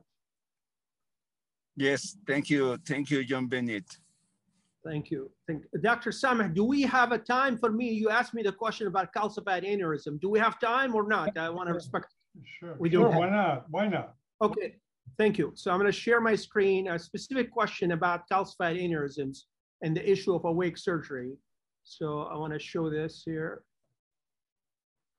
27-year-old male with a large, partially calcified, partially thrombosed middle cerebral artery aneurysm. The dome of the aneurysm eroding into the bone will become an important part of operative planning. Partially thrombosed aneurysms are by definition larger than their angiographic appearance. From an operative standpoint, we will plan to remove the...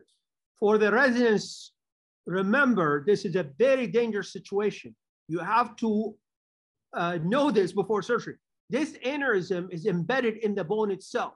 So if you do a normal craniotomy and try to remove this bone, you're going to tear the aneurysm right at the beginning of the surgery. You have to recognize that before the surgery, not during surgery. So that's very important. Portion of bone that's adherent to the aneurysm. It was important for us piece. Moreover, it was important for us to be prepared to perform an ECIC bypass should that be needed. After performing the you see what I did? I do two separate craniotomies. One a regular, one inside craniotomy for the bone stuck to the aneurysm. If you don't recognize this beforehand, this could be a complete disaster. Peritoneal craniotomy, we are removing the portion of bone that's adherent to the aneurysm separately under direct vision.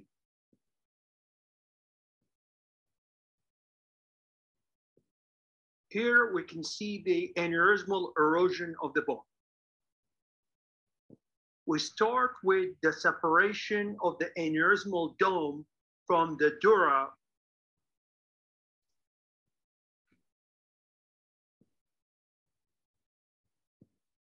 See, in this case, I have no way of getting to the proximal aneurysm. Okay, this is a giant thing. I have to open the dome of the aneurysm. Okay. Here.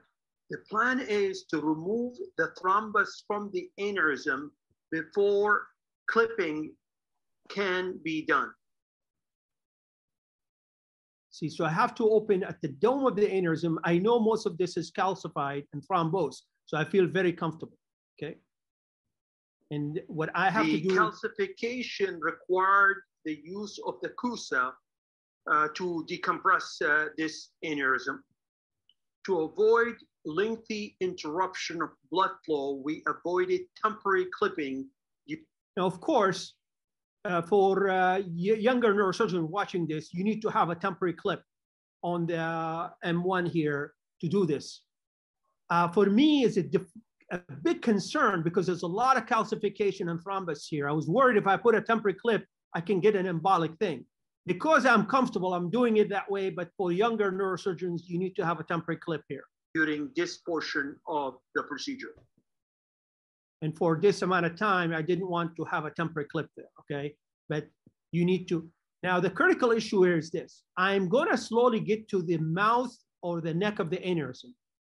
And what I want is see blood coming this way so we get rid of all the thrombus towards us so nothing goes as an embolus.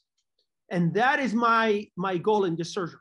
I want to see the arterial blood coming at me. Very close to the neck of the aneurysm, and we have to be very ready to immediately place clips once arterial blood See, this is all thrombus here, stuck in the neck of the aneurysm, right? That's where the risk is.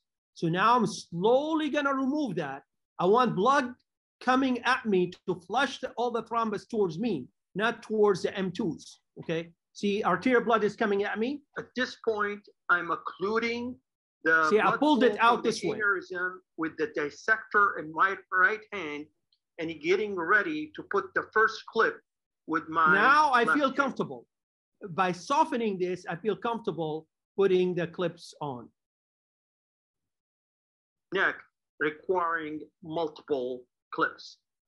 I'm speaking to the patient throughout this process and he is doing I'm checking for any perforators, any lenticular striates. Is it real hard? Good. Good. Okay, so that's occlusion of that aneurysm. And obviously it's a very wide neck. I had to put multiple clips to get rid of it. But that's a technique. Only 27 when I had surgery. I was scared. Salim Abdurrauf, he made me could have done it. So I guess I owe you a thank you. So this is a patient I know very well. Family, we appreciate it. And this is This post-surgery. surgery really was life or death for me. And you gave me life again, man. Thank you. I show pictures of this patient and patients. Is at the end of the day, why do we do what we do? It's for this, to have the best possible outcome in complex situations. So it's I'm glad I got to share that with you to show you, what can be, done from that standpoint. Just want to mention something real quick while we're at it. We are having our Congress in Granada, Spain for the University of Neurosurgery. And we're going to have close to 250 young residents and medical students from around the world. We want you, the neurosurgeons, to come there as mentors. We're creating a mentorship program. All of you should be mentors for the next generation, okay?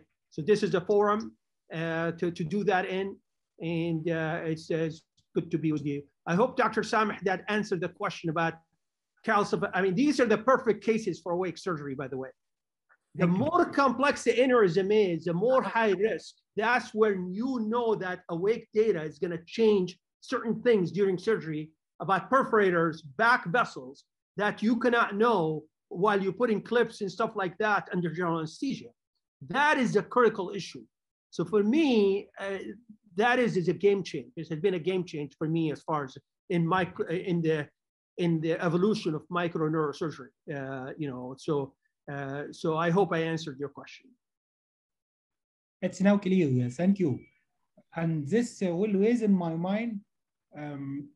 Suppose that the aneurysm rupture, do you continue as awake or turn it to general? Yeah, no, that's always a good question. You know, in our series, we had 3 intraoperative ruptures, and all of them continued as awake. I mean, the idea is you do what you do if you were under general anesthesia. I mean, you calm, you control the bleeding, you put temporary clipping. We have not had in that series a single patient we had to convert to general anesthesia in the middle of the surgery. So it's the same technique, same idea. I mean, you know, just like you saw in that aneurysm, the blood was coming at me from the aneurysm. That could be considered rupture, but that was intentional, right? But it's okay. You just handle it. You do what you need to do, and you continue. Keep it calm, quiet, controlled, confidence.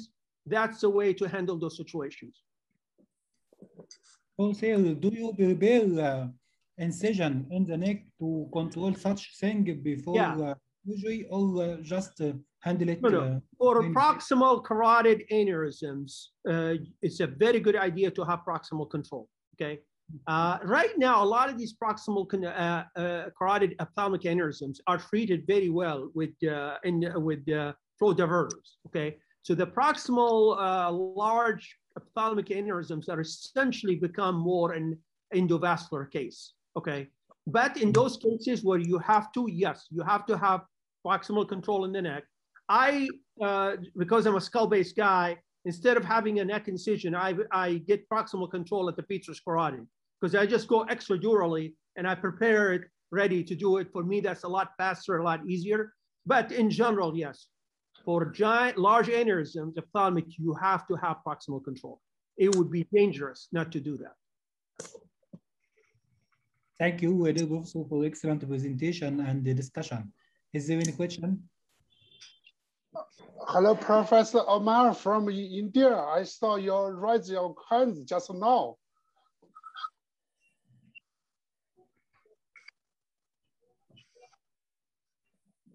You are muted, Omar. You are muted, Omar.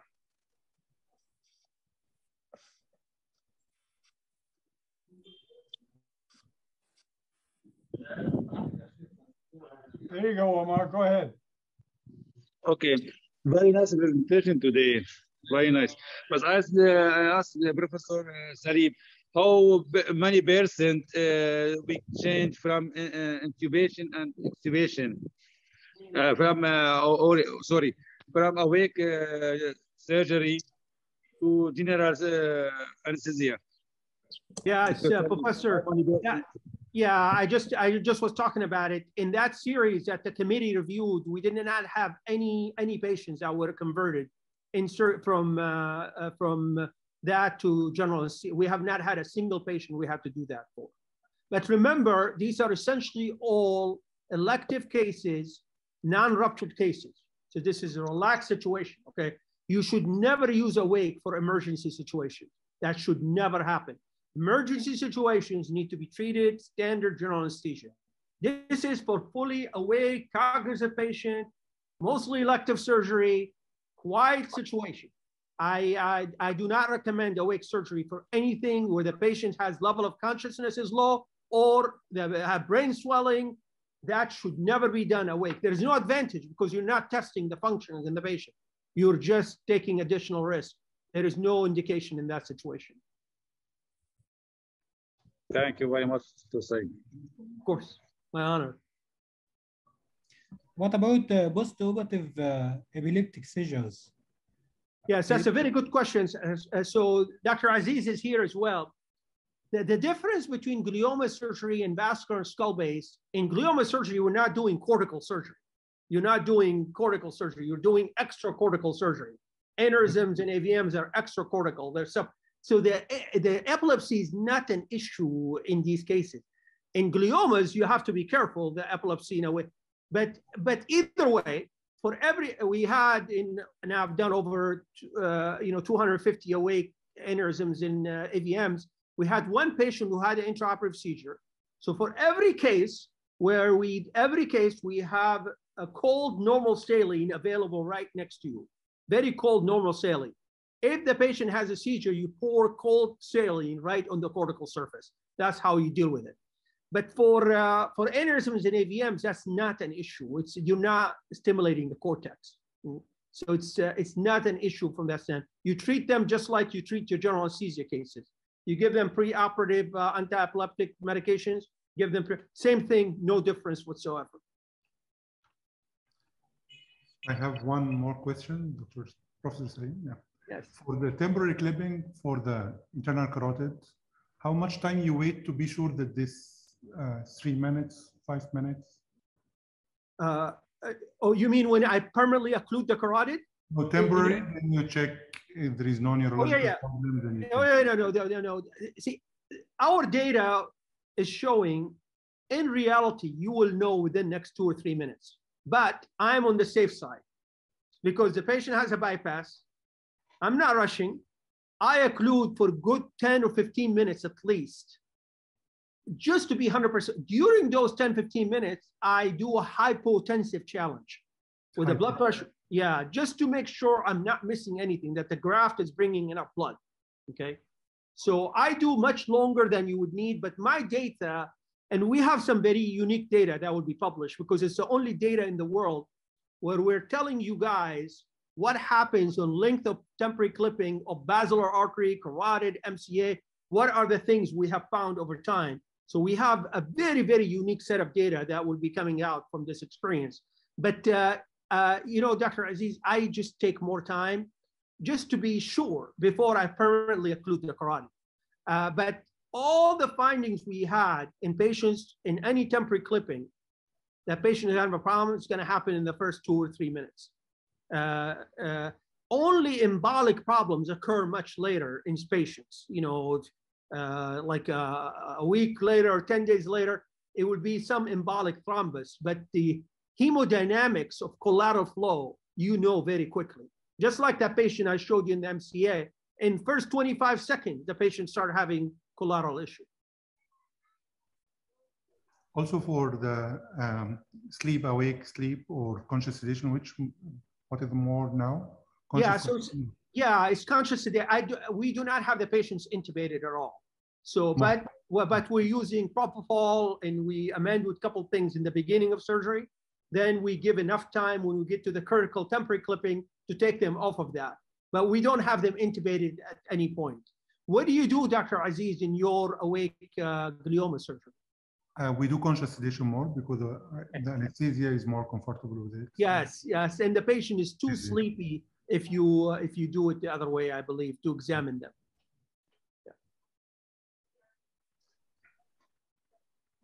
Nice presentation, both excellent discussion. Yeah, is some other question?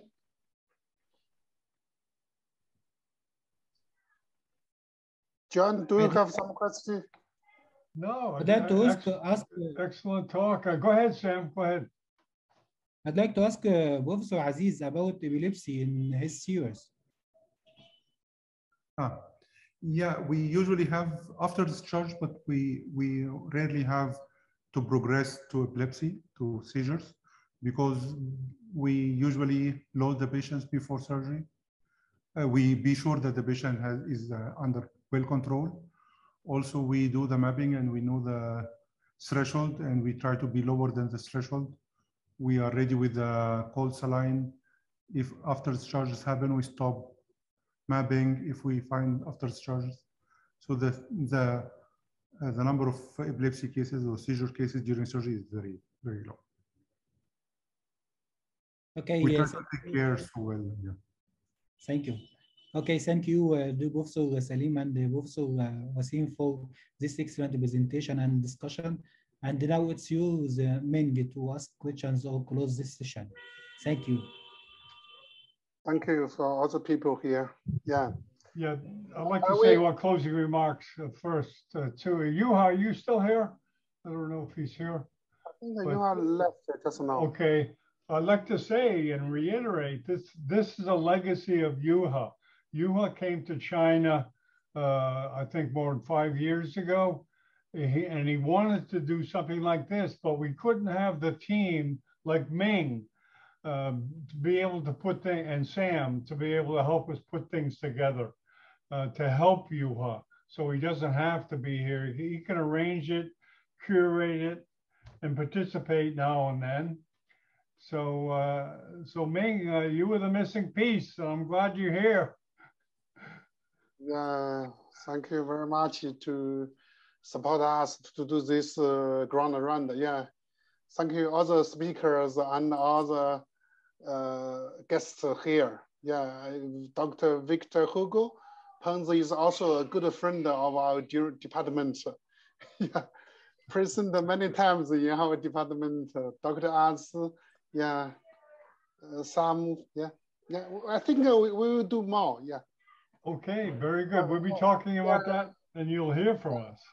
Yeah, I will update the, maybe tomorrow or next week. I will update the data on the WeChat to every people here. Okay. Very good. Okay, we'll see you next time. Thank you, everybody. Thank you. Thank you. Thank you.